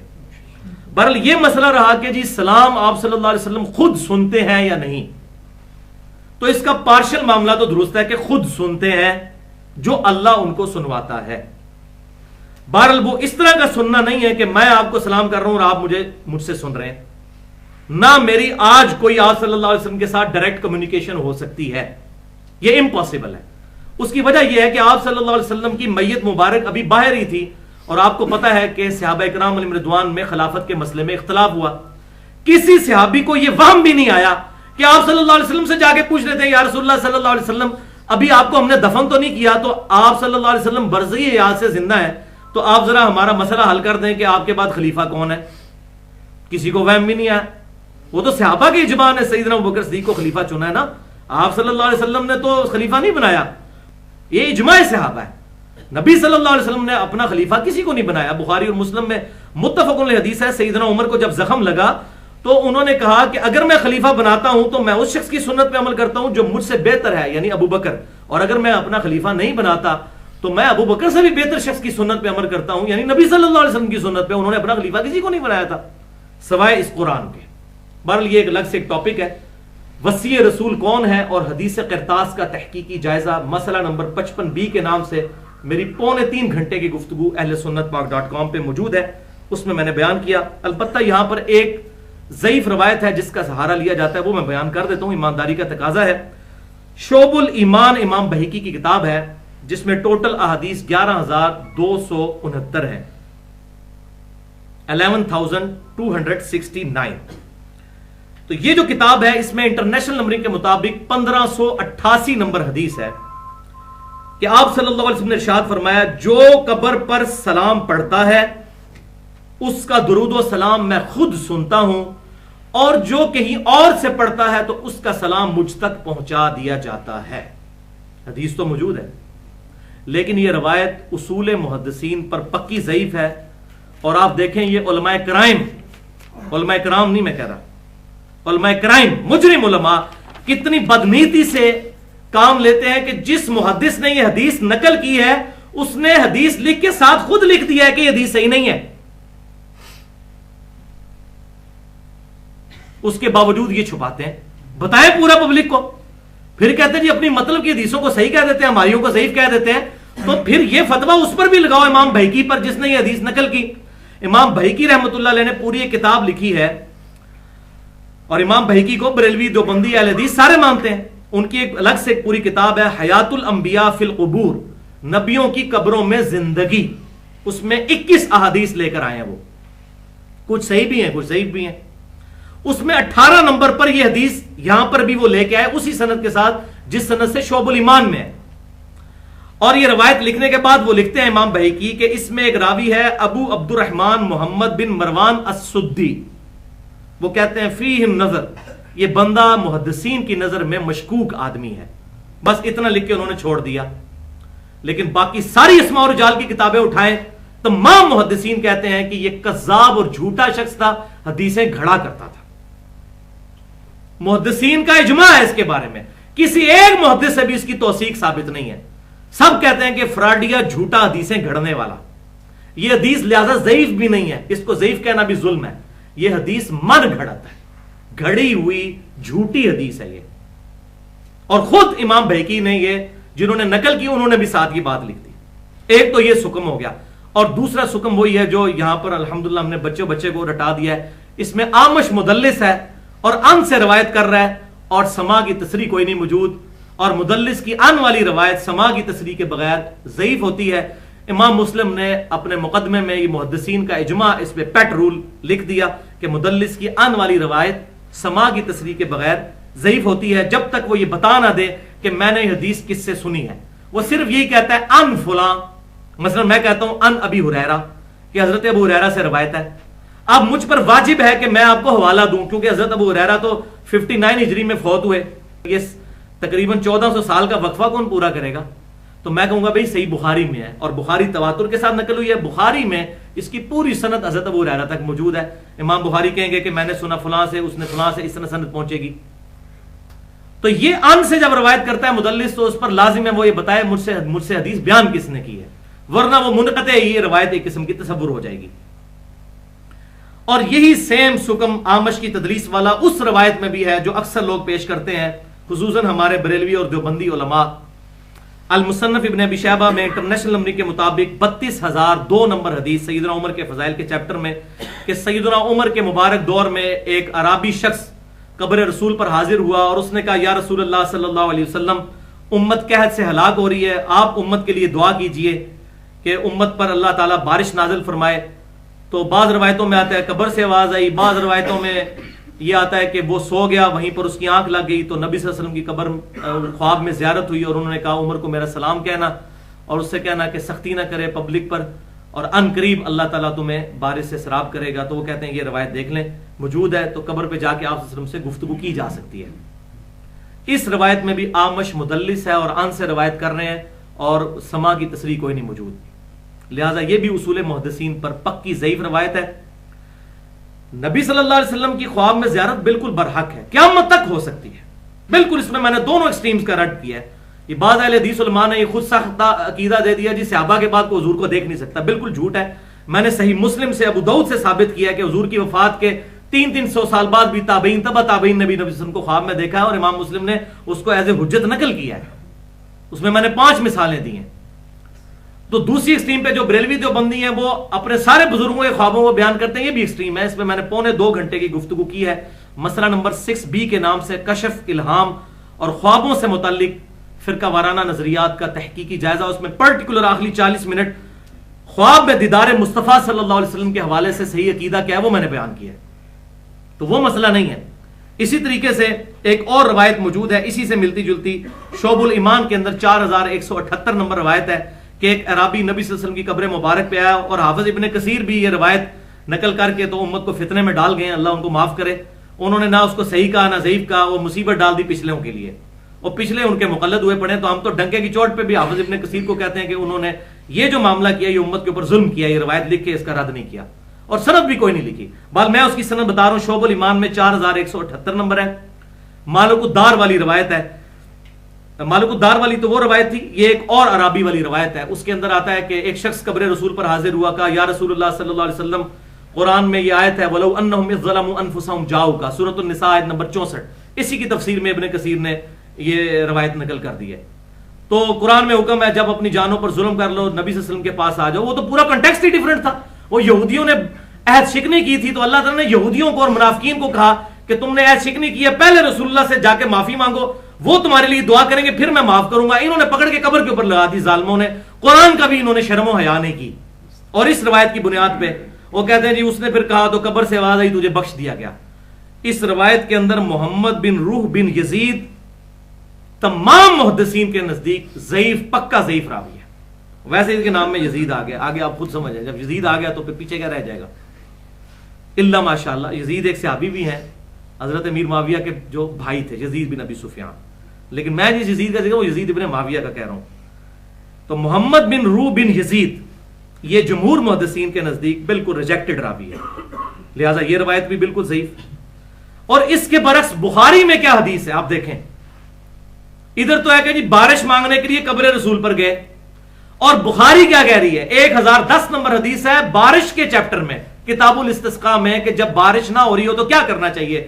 امیر المومنین سیدنا عمر ابن خطاب رضی اللہ تعالیٰ عنہ کا عمل موجود ہے صحیح بخاری میں 1010 نمبر حدیث کہ ان کے زمانے میں جب قحط پڑ جاتا تو عباس ابن عبد المطلب نبی صلی اللہ علیہ وسلم کے جو چچا تھے ان کو لے کر آتے اور کہتے اللہ کے حضور دعا کرتے ہوئے، اے اللہ جب تک تیرے نبی ہم میں موجود تھے ہم ان کو تیری بارگاہ میں لے کر آتے تھے اور وہ ہمارے لیے دعا کرتے تھے، ہم ان کے ذریعے تیری طرف وسیلہ اختیار کرتے تھے، توسل۔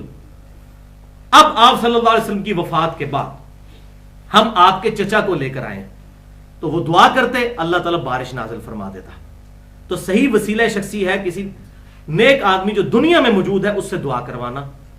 اب سیدنا عمر کے لیے بڑا آسان تھا، وہ قبر پہ جا کے کہتے یا رسول اللہ آپ نے پہلے بھی دعا کی، بارش ہوتی تھی، اب دوبارہ دعا کر دیں۔ ان کو پتا تھا کہ آپ صلی اللہ علیہ وسلم قبر میں زندہ ہے، لیکن دنیاوی زندگی کے ساتھ نہیں، ہماری کمیونیکیشن ڈائریکٹ نہیں ہو سکتی، خود نہیں ہم کمیونیکیٹ ان سے کر سکتے۔ یہ عقیدہ انہوں نے امت کو سمجھا دیا۔ اور مزے کی بات جو اس میں نے ایکسپلور کی ہے کہ بخاری اور مسلم کی وہ احادیث جن کے اندر یہ آتا ہے کہ نبی صلی اللہ علیہ وسلم کی مبارک انگلیوں سے پانی کے چشمے جاری ہوئے، جب صحابہ کرام پر پیاس کا عالم ہوا تو ایک ایک پیالے سے 1500 صحابہ نے پانی پیا، جانوروں کو پلایا اور سٹور کر لیا۔ آپ صلی اللہ علیہ وسلم کا معجزہ ظاہر ہوا۔ ان احادیث میں سے ایک حدیث کے راوی سیدنا عمر بھی ہیں۔ سیدنا عمر نے خود کہا یا رسول اللہ صلی اللہ علیہ وسلم آپ یہ پانی کا ایک پیالہ ہے ہمارے پاس، آپ اس میں ہاتھ ڈال کے برکت کی دعا فرمائے نا، ہمیں اللہ تعالیٰ سراب کر دے۔ تو اس میں سے چشمے پھوٹ پڑے۔ اب سیدنا عمر کو تو یہ بات پتا تھی، تو وہ بھی قبر رسول پر چلے جاتے اور کہتے ہیں یا رسول اللہ صلی اللہ علیہ وسلم یہ میں پیالہ لے کر آیا ہوں، تو آپ اپنا ہاتھ مبارک باہر نکالیں، اس میں رکھتے ہیں۔ جس نے شیخ زکریا صاحب کہتے ہیں جی 500 سال بعد آپ وسلم نے قبر مبارک سے ہاتھ باہر نکال لیا، وہ میں اینڈ پہ واقعہ سنا دوں گا آپ کو۔ اتنی بڑی گستاخی یہ صحابہ کرام کو کبھی وہم بھی نہیں ہوا تھا کہ یہ کام بھی کرنا ہے، کہ آپ صلی اللہ علیہ وسلم سے جا کے اس طرح کمیونیکیٹ کرنا ہے، وَلِعَوْذُ بِاللَّهِ تَعَالَى۔ اسی طریقے سے وہ روایت بھی پکی ضعیف اور منقطع روایت ہے، سنن دارمی میں 93 نمبر، کہ سعید ابن مسیب کہتے ہیں واقعہ ہرہ کے دنوں میں مسجد نبوی میں جب یزید ابن معاویہ نے گھوڑے باندھ دیے، یہ تو بات صحیح ہے کہ اس نے مسجد نبوی کی اور خانہ کعبہ کی توہین کی، خانہ کعبہ کو بھی آگ لگا دی، وہ ظالم شخص نے مسجد نبوی کی بھی توہین کی، اہل مدینہ کو لوٹا، واقعہ ہرہ، وہ پورا ہمارا ریسرچ پیپر ہے، رافضیت، ناصبیت اور یزیدیت کا تحقیقی جائزہ، اس میں ڈیٹیل سے اس کے 3 سیاہ کارنامے موجود ہیں۔ خانہ کعبہ کو آگ لگانا، مسجد نبوی شریف اور مدینہ شریف کی توہین کرنا، اور تیسرا قتل حسین میں انڈائریکٹلی انوالو ہونا، یہ تینوں اس کے کارنامے۔ بہرحال وہ کہتے ہیں واقعہ ہرہ کے دنوں میں قبر رسول صلی اللہ علیہ وسلم سے میں آواز سنا کرتا تھا اذان کی، تو مجھے نماز کی ٹائمنگ کا پتہ چل جاتا تھا، میں 3 دن مسجد میں ہی رہا۔ تو یہ روایت جو سعید ابن مسیب تابعی سے بیان کر رہے ہیں، اس بندے کا نام ہے سعید بن عبد العزیز، اور سعید بن عبد العزیز کی کبھی زندگی میں ایک دفعہ بھی ملاقات ثابت نہیں ہے سعید ابن مسیب کے ساتھ، انہوں نے ان کا زمانہ ہی نہیں پایا۔ یہ بالکل اسی طریقے سے میں کہوں کہ جی جو ڈاکٹر اقبال تھے تو وہ جب بادشاہی مسجد میں مغرب کی نماز پڑھ رہے تھے اس کے بعد انہوں نے 10 نفل پڑھے، تو آپ مجھ سے پوچھیں کہ بھائی آپ وہاں موجود تھے، تو میں کہوں گا نہیں جی میرے والد صاحب نے دیکھا، ان کے والد صاحب، میرے والد صاحب سے ان کے والد نے بیان کیا اور انہوں نے اپنے والد سے بیان کیا کہ وہ مغرب میں وہاں موجود تھے، تو پھر سند پوری ہوگی، ورنہ تو میری بات ریجیکٹڈ ہوگی۔ تو اسی طریقے سے سعید بن عبد العزیز کی کوئی ملاقات سعید ابن مسیب سے ثابت نہیں ہے، روایت پکی منقطع ہے۔ اور یہاں پر میں یہ بات بتا دوں، اسی روایت سے دھوکہ کھایا اقتداء صراط مستقیم میں امام ابن تیمیہ نے بھی، اور وہ اسی روایت کی بنیاد پر سماع موتا کا عقیدہ رکھتے تھے کہ مردے سنتے ہیں، اور وہ کہتے تھے قبر سے آواز باہر بھی آ سکتی ہے اندر بھی جا سکتی ہے، لہذا ابن تیمیہ کا یہ عقیدہ بھی غلط ہے۔ اور میں نے اسی مسئلہ نمبر 43 میں توسل اور وسیلہ کے صحیح احکام و مسائل، اس میں صوفیوں اور امام ابن تیمیہ کا یہ جو مشترکہ عقیدہ ہے سماع موتا کا، اس کا میں نے رد کیا ہے الحمدللہ کتاب و سنت کی روشنی میں۔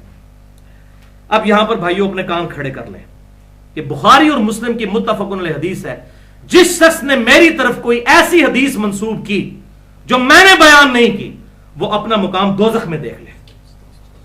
صحیح مسلم کی پہلی حدیث ہی مولا علی سے یہی ہے، مولا کا مطلب دلی محبوب، من کنت مولاہ فہذا علی، مولا حدیث متواترہ جامع ترمذی کی، جس کا مولا میں اس کا مولا علی، جس کا جگری یار میں اس کا جگری یار علی۔ سیدنا علی رضی اللہ تعالیٰ عنہ، بخاری مسلم میں یہاں تک الفاظ ہیں، خوارج والے چیپٹر میں مولا علی کہتے ہیں اللہ کی قسم میں آسمان سے زمین پر گر پڑوں نا، اس کو میں کم سمجھتا ہوں اس چیز سے کہ میں نبی صلی اللہ علیہ وسلم کے بارے میں کوئی ایسی بات بیان کر دوں جو میں نے آپ سے سنی نہ ہو۔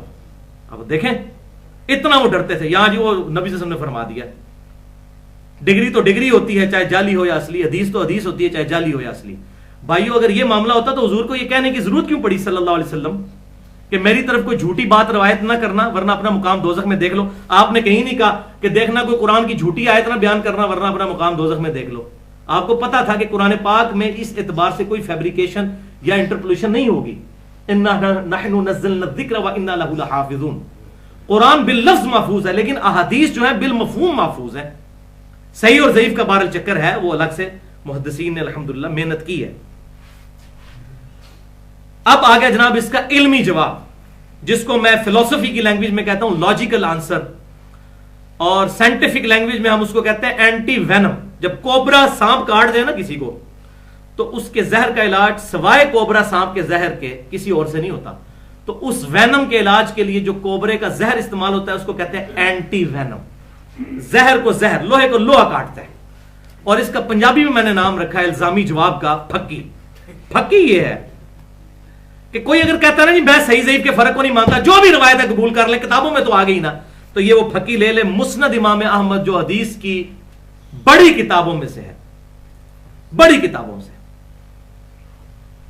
27,647 احادیث کا مجموعہ ہے، اور اہل سنت کے بڑے ائمہ میں سے امام احمد ابن حنبل المتوفا 241 ہجری جو امام بخاری کے استاد ہیں، انہوں نے یہ روایت اپنی کتاب میں نقل کی ہے. انہوں نے صحیح ضعیف کا حکم کو نہیں لگایا لیکن روایت لکھی ہے. اور وہ میں نے بتایا کہ وہ الگ سے کتابیں موجود ہیں انہی اماموں کی. جیسے ہم لاگرتھم کا جب سوال حل کرتے تھے تو لاگ کی ویلیو دوسری کتاب سے دیکھی جاتی تھی، تو انہی ائمہ نے الگ سے اسماء و رجال کی کتابیں لکھی ہیں کہ اس سے آپ دیکھیں کہ کون سا راوی ٹھیک ہے کون سا غلط ہے.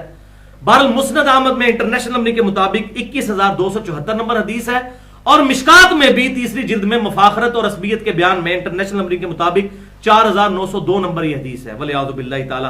جو کہتا ہے صحیح ضعیف کا فرق نہیں وہ اپنا ایمان برباد کرے اس روایت کو مان کے. اس روایت میں ہے کہ آپ صلی اللہ علیہ وسلم نے ارشاد فرمایا جو شخص اپنے آپ کو اپنے جاہلی نسب کی طرف منسوب کرے، جاہلیت کے زمانے کے، میں فلاں چودھری کا بیٹا ہوں تو میں فلاں بہت بڑے شخصیت کا بیٹا ہوں، اس کی طرف منسوب کرے اپنے آپ کو، تو اس سے کہو کہ تم اپنے باپ کا عضو تناسل کاٹ کے اپنے منہ میں رکھ لو، یعنی اپنی باپ کی شرمگاہ کاٹ کے اپنے منہ میں رکھ لو. اور یہ اس کو بات کنائے سے نہ کہو، ڈائریکٹ کہو کہ تو اپنے باپ کے نسب پہ فخر کرتا ہے تو اپنے باپ کی شرمگاہ کاٹ کے اپنے منہ میں رکھ لے.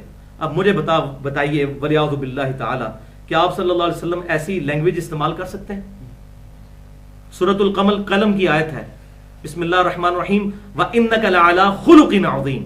اور بے شک اے محبوب صلی اللہ علیہ وسلم آپ اخلاق کے بلند ترین مرتبے پر فائز ہیں. اور بخاری اور مسلم کی متفق علیہ حدیث ہے کہ آپ صلی اللہ علیہ وسلم میں کنواری لڑکیوں سے زیادہ شرم و حیا تھی. تو کیسے ہو سکتا ہے آپ یہ بات کریں؟ ہاں ہم سیف اینڈ پہ ہیں کہ یہ روایت تو ہے لیکن اصول محدثین پر ضعیف ہے. اس میں حسن بصری مدلس ہے اور ان سے روایت کر رہے ہیں اور سما کی تصریح کوئی نہیں موجود. وہاں تو آمش مدلس تھے نا، آمش سے بھی 1,00,000 گنا بڑے امام حسن بصری 70 صحابہ سے کی صحبت کرنے والے 110 ہجری میں فوت ہوئے، اور یہ ان چند تابعین میں سے ہیں جن سے حدیثیں صحابہ نے روایت کی ہیں کہ انہوں نے کسی جیت صحابی سے حدیث سنی تو کسی اور جونیئر صحابی نے ان سے حدیث بیان کی کہ میں نے حسن بصری سے سنا، وہ کہتے ہیں کہ میں نے سنا سعد ابن ابی وقاص سے.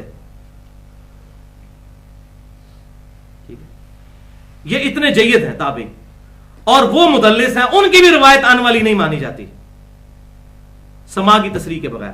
بال اس ٹیکنیکل ٹرم کو سمجھنے کے لیے اور 5 وہ گستاخانہ روایتیں میں نے بیان کی ہیں. مسئلہ نمبر 36 میں ضعیف الاسناد اور من گھڑت احادیث کے فتنے کا تحقیقی جائزہ 1 گھنٹے اور 25 منٹ کی وہ ایٹم بم گفتگو ہے، اس میں اس طرح کی اور کئی مثالیں میں نے الحمدللہ اس حوالے سے بیان کی ہیں. اب یہ 5 حدیثیں ہوگی، اب اگلی انشاءاللہ جلدی کنکلوڈ کر لیتے ہیں. 6ٹھی صحیح حدیث قبر رسول سے متعلق سنن نسائی میں انٹرنیشنل نمبر کے مطابق 1283 نمبر حدیث ہے، اور المستدرک للحاکم میں بھی موجود ہے، اور امام ذہبی نے بھی موافقت کی ہے کہ آپ صلی اللہ علیہ وسلم نے ارشاد فرمایا بے شک اللہ تعالیٰ کے کچھ فرشتے زمین میں سیاحت کرتے ہیں، پھرتے ٹرتے رہتے ہیں، اور میرے امتیوں کا سلام مجھ تک پہنچاتے ہیں. یہاں مضارع کا صیغہ استعمال ہوا ہے کہ جب آپ صلی اللہ علیہ وسلم دنیا میں موجود تھے اس وقت بھی اور مستقبل کے لیے بھی کہ سیاحت کریں گے اور میرے امتیوں کا سلام مجھ تک پہنچائیں گے. لیکن ہم فرشتوں کو پکار نہیں سکتے، جیسے یہ جنید جمشید صاحب نے جو نعت پڑھی، فرشتوں یہ پیغام دے دو کہ خادم تمہارا سعید آ رہا ہے، یہ دیوبند کے کسی مفتی سعید صاحب نے یہ نعت لکھی. اب وہ مفتی صاحب کو تو نہیں ہم سمجھا سکتے، بات جنید جمشید صاحب تک تو بات پہنچانے کی کوشش کی ہے کہ بھائی فرشتے کو بھی پکارنا، غائب میں کسی ایسی ہستی کو پکارنا ہے جو آپ کی ڈومین سے باہر ہے. اور قرآن کہتا ہے ایاک نعبد و ایاک نستعین، دعا صرف اللہ ہی سے، ہم صرف تیری عبادت کرتے ہیں اور غائب میں مدد کے لیے یعنی دعا کے لیے صرف تجھی کو پکارتے ہیں. تو اس پہ میں نے پورا لیکچر دیا ہے تقریباً 2.25 گھنٹے کا، مسئلہ نمبر 3 کے نام سے دعا صرف اللہ ہی سے، اور ایک ریسرچ پیپر بھی ہے 8 صفحوں کا، دعا صرف اللہ ہی سے. یہاں پر یہ بات بھی یاد رکھیے، ایک اور حدیث ہے مسند بزار سے اور طبرانی سے پیش کی جاتی ہے، جو شیخ البانی بھی اپنے احادیث صحیحہ میں لے آئے، اور یہ ان کی اجتہادی خطا ہے. 1530 نمبر حدیث سلسلہ احادیث صحیحہ میں لے کر آئے، لیکن یہ روایت پکی ضعیف ہے. کہ آپ صلی اللہ علیہ وسلم نے ارشاد فرمایا کہ میری وفات کے بعد قیامت تک اللہ تعالیٰ میری قبر پر ایک فرشتہ کھڑا رکھے گا جو مشرق و مغرب کی تمام آوازیں سننے کی طاقت رکھتا ہے، اور وہ مجھے بتائے گا کہ فلاں بن فلاں نے آپ صلی اللہ علیہ وسلم پر درود پڑھا ہے. ٹھیک ہے جی، لیکن یہ روایت اصول محدثین پر ضعیف ہے. صحیح حدیث وہی ہے، بخاری اور مسلم میں موجود ہے، یا یہ سنن نسائی والی کہ اللہ تعالیٰ سلام پہنچا دیتا ہے یا فرشتے کلیکٹ کر کے آپ صلی اللہ علیہ وسلم کے پاس لے جاتے ہیں. کوئی ایسا بھائی فرشتہ نہیں موجود جو مشرق و مغرب کی آوازیں سن کے اس طریقے سے یہ کام کر سکتا ہو. اس کے ایک ترک میں عمران بن حمیری ایک راوی مجہول ہے، ان نون لاپتہ انسان ہے، پتہ ہی کوئی نہیں کہ وہ کون ہے شخص، اس نے یہ روایت بیان کی ہے. تو جب تک پتہ ہی نہیں ہوگا تو آپ کیسے بیان کریں گے؟ صحیح مسلم کے مقدمے میں ہے ابن مسعود رضی اللہ تعالیٰ عنہ کا قول، جو میں نے مسئلہ نمبر 36 میں بتایا کہ بعض اوقات شیطان انسانی شکل میں اتر کے حدیث بیان کر کے چلا جاتا ہے اور تمہیں پتہ ہی نہیں ہوتا وہ بندہ کون ہے، اور بعد میں لوگ کہتے ہیں یہ حدیث ہے، حالانکہ وہ بیان کرنے والا شیطان ہوتا ہے. دوسرے ترک میں بکر بن خداش، وہ بھی مجہول ہے، ان نون راوی ہے، لہٰذا یہ بھی اصول محدثین پر روایت ضعیف ہے. اسی طریقے سے سنن دارمی میں 94 نمبر روایت ہے کعب بن احبار سے، تابعی ہیں، وہ کہتے ہیں کہ قبر رسول صلی اللہ علیہ وسلم پر روزانہ 70,000 فرشتے اترتے ہیں اور اپنے پر پھڑپڑاتے ہیں اور دروشی پڑھ کے پھر واپس چلے جاتے ہیں. یہ روایت بھی اصول محدثین پر پکی ضعیف اور منقطع روایت ہے. میں نے ایک لیکچر میں بیان کی تھی، آج کے لیکچر میں میرا رجوع ہو جائے گا کیونکہ یہ منقطع ہے. اس میں نبی بن وہب جو ہیں، جو کعب بن احبار سے بیان کر رہے ہیں، یقین کریں میں نے تمام کتابیں اٹھا کے دیکھی، تمام محدثین کہتے ہیں کہ کعب ابن احبار کے کسی شاگرد کا نام نبی بن وہب نہیں ہے، نہ اس طرح کا کوئی شخص ہے جس نے ان سے کوئی روایت سنی ہو. نبی بن وہب نے کبھی اس نام کے کسی شخص نے ان سے روایت نہیں سنی. اس نام کے اور اشخاص تو ہیں لیکن ان سے کوئی سننے والا نہیں ہے، تو یہ روایت منقطع ہے. تو صحیح روایت تو وہی ہے جو جی قرآن پاک میں آیا ہے، سورۃ الاحزاب کی آیت نمبر 56، ان اللہ و ملائکتہ یصلون علی النبی یا ایھا الذین آمنوا صلوا علیہ وسلموا تسلیما. دروشی پڑھیں، اللہم صلی علی محمد وعلی آل محمد کما صلیت علی ابراہیم وعلی آل ابراہیم انک حمید مجید. اللہم بارک علی محمد وعلی آل محمد کما بارکت علی ابراہیم وعلی آل ابراہیم انک حمید مجید. 7ویں صحیح حدیث مسند امام احمد میں صحیح سند کے ساتھ 7352 نمبر. اب ذرا تھوڑی کڑوی باتیں شروع ہونے لگی ہیں، لہذا تحمل اور تسلی کے ساتھ. آپ سن رہے ہو کہ پہلے اتنی کڑوی، اب ذرا زیادہ کڑوی. کہ آپ صلی اللہ علیہ وسلم نے یہ دعا کی، اللہم لا تجعل قبری وثنا یعبد، اے اللہ میری قبر کو ایسا بت نہ بننے دینا کہ لوگ اسے پوجنا شروع کر دیں. یہ آپ صلی اللہ علیہ وسلم کی دعا. اور اسی کانٹیکسٹ میں 8ویں حدیث صحیح حدیث سنن نبی داؤد میں 2042 نمبر حدیث، جس سے آپ کو مزاج رسول صلی اللہ علیہ وسلم کا پتہ چل جائے گا کہ آپ صلی اللہ علیہ وسلم کا مزاج کیا تھا، جو میں نے پچھلی دفعہ بھی ڈیٹیل سے یہ بتائی تھی بات، کہ آپ صلی اللہ علیہ وسلم نے فرمایا کہ میری قبر پر میلہ مت لگا لینا، مجھ پر درود پڑھو، تم دنیا کے کسی بھی حصے سے درود پڑھو گے تمہارا درود مجھ تک پہنچ جائے گا، اللہ تعالیٰ خود پہنچا دے گا، لیکن میری قبر پر میلہ مت لگانا. یہ ہے مزاج آپ صلی اللہ علیہ وسلم کا. اس میں نے ڈیٹیل سے پچھلی دفعہ گفتگو کی تھی کہ یہ حدیث بالکل واضح ثبوت ہے کہ قبر رسول پر بس سلام عرض کریں اور آگے نکل جائیں. یہ جو لوگ لا علمی کی بنیاد پہ یا کسی بھی وجہ سے گھنٹوں وہاں کھڑے ہوئے رہتے ہیں اور باقی لوگوں کو قبر شریف پہ حاضری کا اور سلام عرض کرنے کا موقع نہیں دیتے اور وہاں پر لوگ منع کر رہے ہوتے ہیں، ان کو کہتے ہیں گستاخ ہے، یہ ظلم ہے. سلام عرض کریں اور باہر جا کے بیٹھ کے جتنا مرضی درود شریف پڑھیں، کہاں سے پڑھیں، اللہ تعالیٰ پہنچا رہا ہے ہمارا درود شریف. سلام عرض کریں اور تمام لوگوں کو موقع دیں وہاں پر حاضری دے کے اور باہر نکل جائیں اور پھر جا کر جتنا مرضی درود شریف پڑھیں، وہاں پر میلہ نہ لگائیں. اور اسی کانٹیکسٹ میں میں نے پچھلی دفعہ بھی بتایا تھا، یہاں بھی ریپیٹ کر دوں کہ یہ جو بات مشہور ہے، امام السبکی بھی امام ابن عدی کی کتاب الکامل سے یہ روایت انہوں نے نقل کر کے یہ بات کہہ دی۔ روایت کیا ہے کہ جس شخص نے حج اور عمرہ کیا اور پھر میری قبر کی زیارت کو نہ آیا، اس نے میرے ساتھ بے وفائی کی۔ تو میں نے کہا تھا کہ یہ کیسے ہو سکتا ہے، آپ یہ بات کریں کہ بے وفائی کی، جو وہاں نہیں آیا، یہاں تو آپ فرما رہے ہیں قبر پر میلہ مت لگانا، سلام عرض کر کے فوراً وہاں سے چلے جانا ہے اور جا کے پھر آپ مسجد نبوی میں بیٹھیں، درود شریف جتنا مرضی پڑھیں۔ تو آپ صلی اللہ علیہ وسلم کبھی بھی اس قسم کی بات کر نہیں سکتے، اور اصول محدثین پر یہ پکی ضعیف روایت ہے۔ اور اسی کتاب میں جس امام نے یہ حدیث نقل کی ہے، امام ابن عدی نے، ان کی کتاب جو ہے الکامل فی ضعفاء، اس کی جلد 4 صفحہ 74 پہ انہوں نے خود لکھ دیا کہ اس روایت میں ایک راوی ہے محمد بن نعمان، وہ کہتے ہیں یہ حدیث کا چور ہے۔ اب دیکھ لیں، اب یہ ظالم الکامل سے روایت تو بتاتے ہیں کہ امام ابن عدی ٹھیک ہے بہت بڑے امام ہے، کوئی شک نہیں حدیث کے امام ہے، وہ خود کہہ رہے ہیں کہ یہ حدیث کا چور ہے جو روایت بیان کر رہا ہے۔ پھر امام ابن حبان کہتے ہیں یہ کذاب ہے، جھوٹا۔ امام ذہبی کہتے ہیں کہ یہ روایت گھڑی ہوئی ہے۔ امام ابن حجر اسقلانی کہتے ہیں کہ یہ راوی متروک ہے جس سے حدیثیں لینا محدثین نے چھوڑ دی تھی۔ اب یہ اس کا سٹیٹس ہے۔ اسی طریقے سے سنن دارقطنی میں اور شعب الایمان میں ایک اور روایت ہے، جو شخص میری قبر کی زیارت کو آیا اس کے لیے میری سفارش واجب ہو گئی۔ اس کا مطلب ہے کسی نے شفاعت حاصل کرنی ہے تو اس کو لاکھوں روپیہ لگانا پڑے گا؟ نہیں، یہ تو آپ صلی اللہ علیہ وسلم کے مزاج حریص علیکم بالمؤمنین رؤوف الرحیم کے ہی خلاف ہے۔ میں آپ کو بتاتا ہوں شفاعت حاصل کرنے کا نسخہ جو آپ صلی اللہ علیہ وسلم نے خود بتایا۔ یہ جو روایت میں نے بیان کی، جو قبر پہ آیا وہ سفارش واجب ہو گئی، اس میں موسیٰ بن حلال عبدی ایک مجہول ان نون لاپتہ انسان ہے۔ محدثین کہتے ہیں ہمیں پتہ ہی نہیں انسان کون ہے جو روایت بیان کر رہا ہے۔ اور امام بہیقی جو ہے وہ کہتے ہیں مجھے پتا ہے لیکن یہ بندہ جو ہے یہ منکر الحدیث ہے، اس کی حدیثیں ایکسیپٹیبل، یہ سب سے بڑی جرح ہوتی کسی پر کہ اس کی حدیثوں کا انکار ہے، اور امام بہیقی نے یہ نقل کی ہوئی ہے شعب الایمان میں۔ اب یہ جو ڈاکٹر طاہر القادری صاحب کہہ دیتے ہیں اور باقی جی اپنے کو یہ ضعیف کہہ دیتے ہیں، تو امام بہیقی نے خود ہی کہہ دیا یہ منکر راوی ہے جس نے یہ روایت نقل کی تھی۔ تو جس نے سودا لگایا ہوا ہے اس کو پتا ہے نا اپنے سودے کا۔ اب یہ بات کہتے ہیں جی پھر اگر تھی تو لکھی کیوں کتابوں میں؟ تو بھائیو قرآن پاک میں شیطان کا لفظ کیوں آیا اتنی دفعہ؟ اتنی دفعہ تو نبی صلی اللہ علیہ وسلم کا نام مبارک نہیں آیا جتنی دفعہ شیطان کا آیا ہے۔ تو کیا وہ احترام کے لیے ہے؟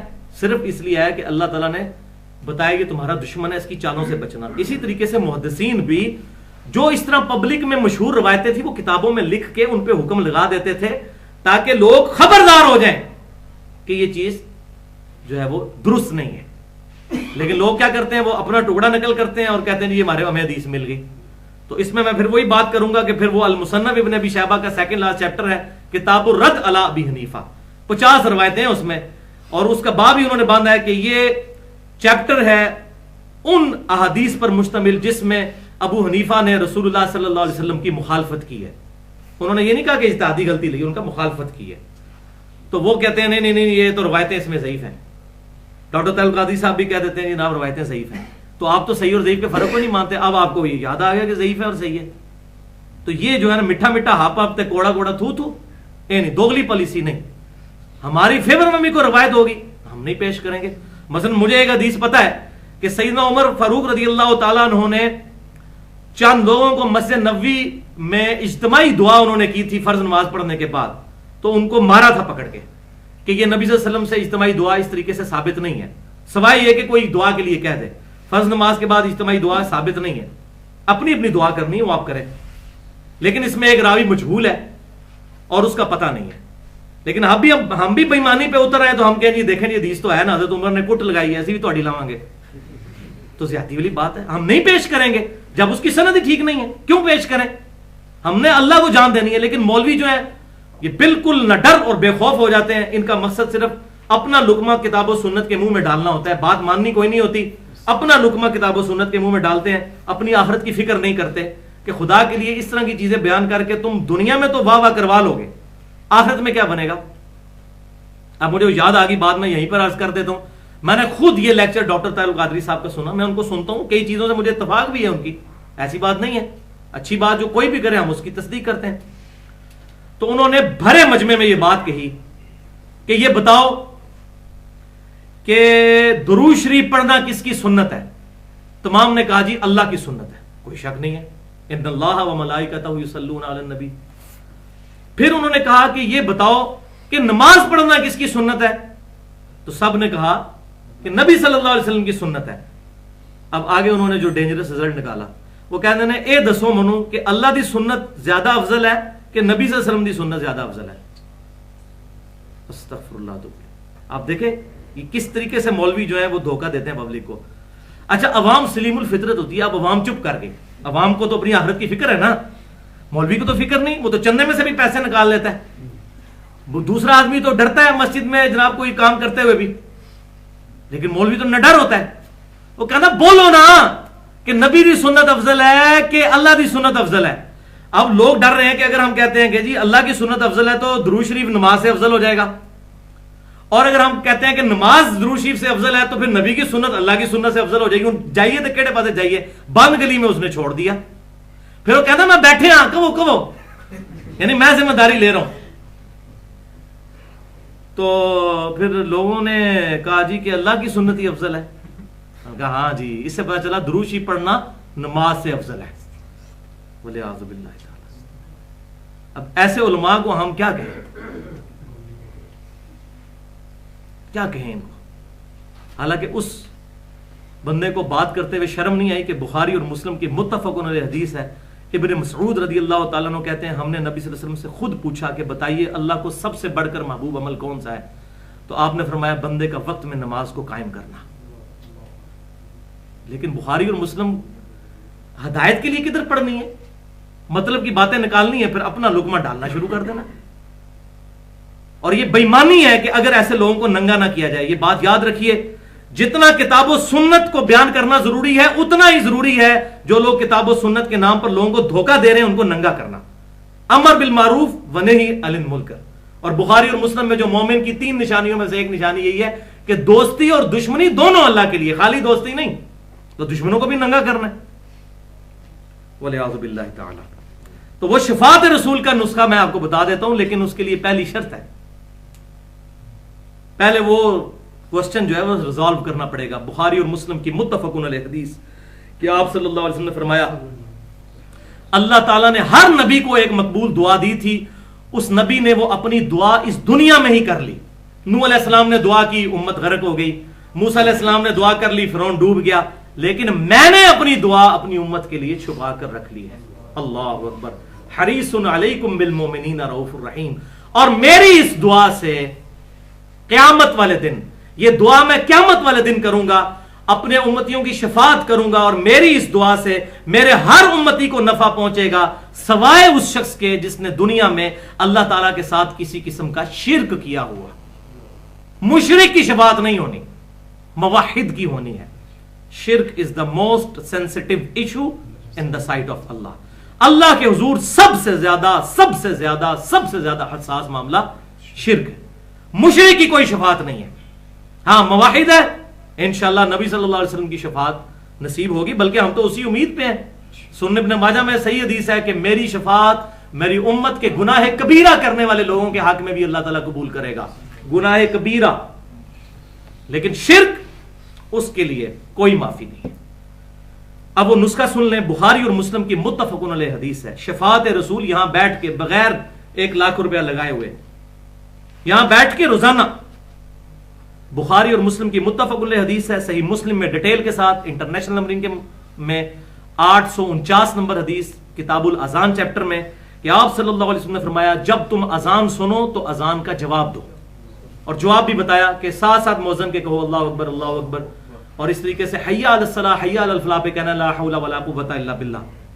حی علی الصلاۃ حی علی الفلاح بھی کہہ سکتے ہیں, لیکن ساتھ یہ بھی کہیں لا حول ولا قوۃ الا باللہ. پہلی چیز یہ بتائی کہ یہ کرو. پھر فرمایا مجھ پر درود پڑھو, مسلم کے الفاظ.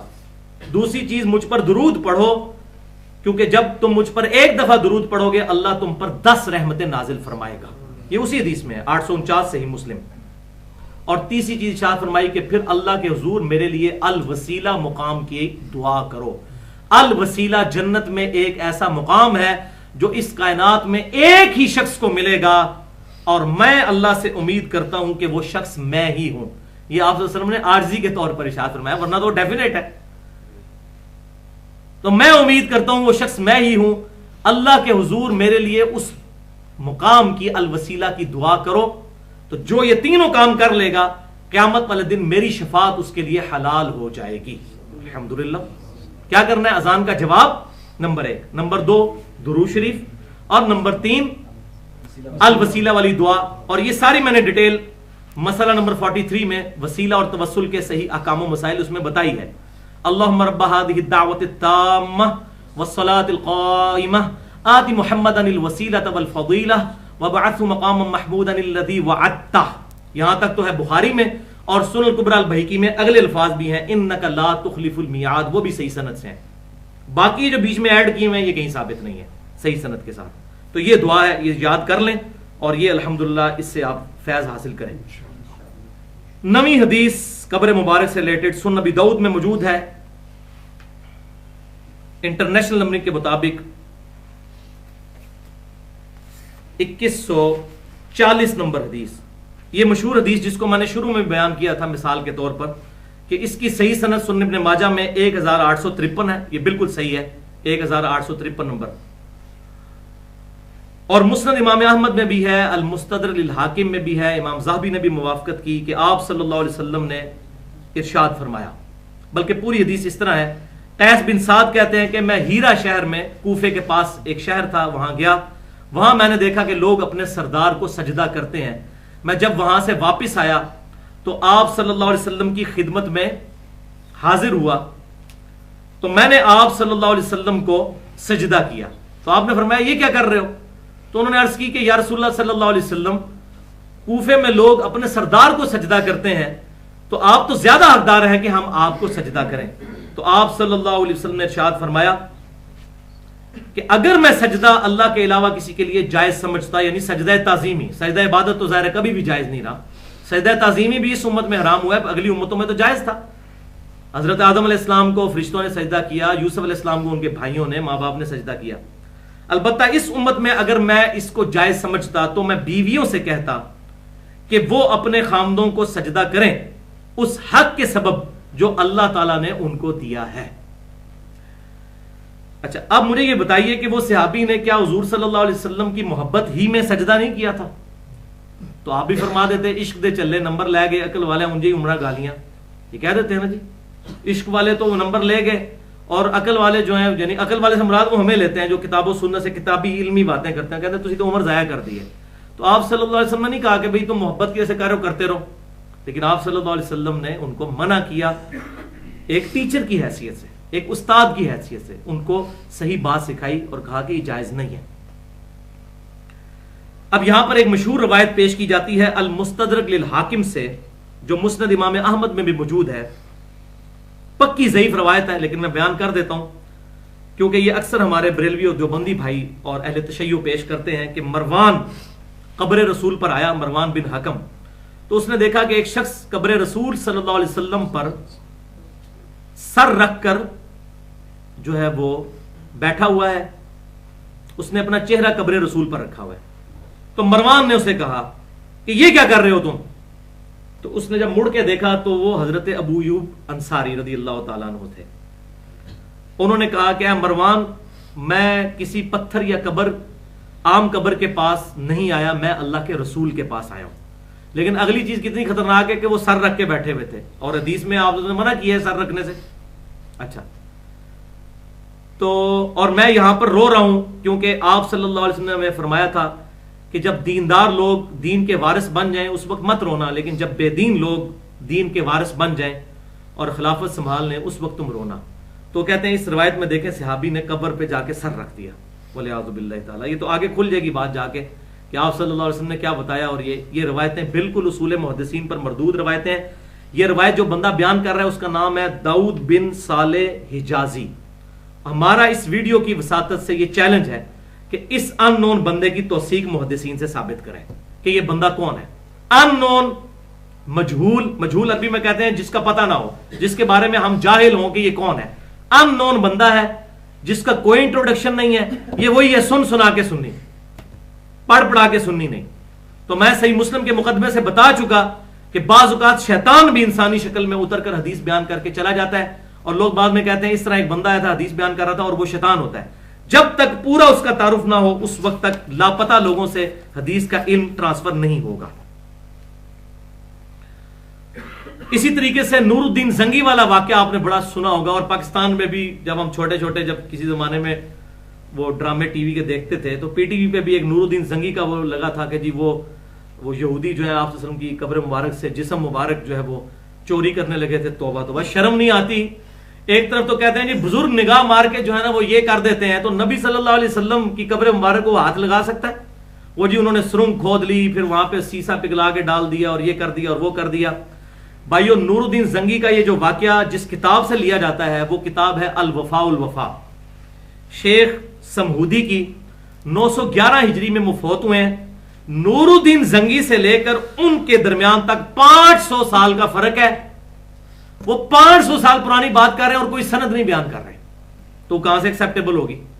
میں بھی ایک واقعہ گھڑ کے یہاں بیان کر دیتا ہوں کہ اس طرح ہوا تھا, تو آپ کہیں گے سند کیا ہے؟ امام بخاری نے بھی 200 سال کے بعد حدیث کی کتاب لکھی, لیکن وہ بیان کرتے ہیں, امام بخاری لکھتے ہیں کہ میں نے سنا احمد بن حنبل سے, احمد بن حنبل نے سنا امام شافعی سے, امام شافعی نے سنا امام مالک سے, امام مالک نے سنا امام نافع سے, نافع نے سنا عبداللہ ابن عمر سے, اور عبداللہ بن عمر نے سنا نبی صلی اللہ علیہ وسلم سے.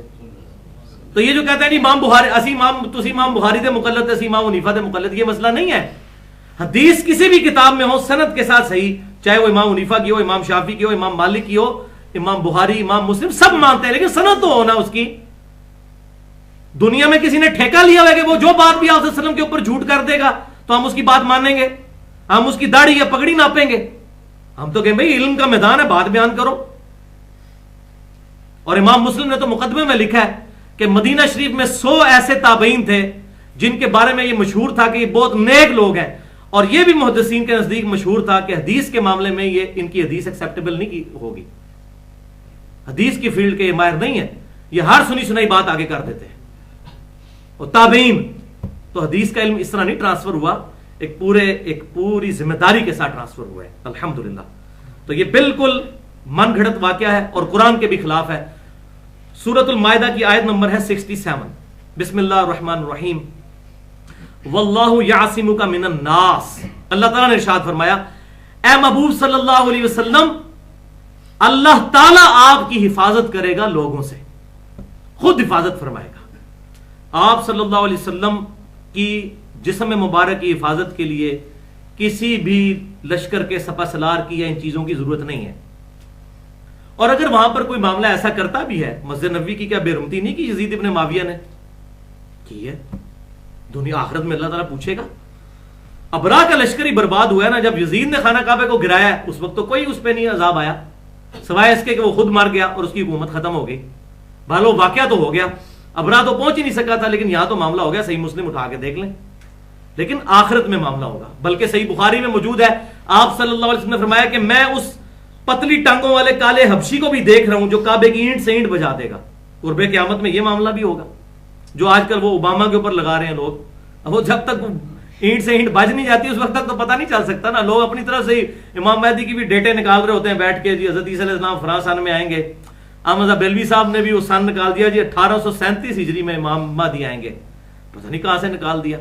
اور یہ آج سے نہیں, یہ شروع سے بھی لوگ کرتے ہیں. ان سے بڑے بڑے بزرگ بھی, جب تک 11ویں صدی شروع نہیں ہوئی تھی نا, آپ پرانے بزرگوں کی کتابیں کھولے, انہوں نے کہا تھا کہ یہ امت 1000 ہجری تک چلے گی, اور اب یہ 1434 ہجری چل رہی ہے.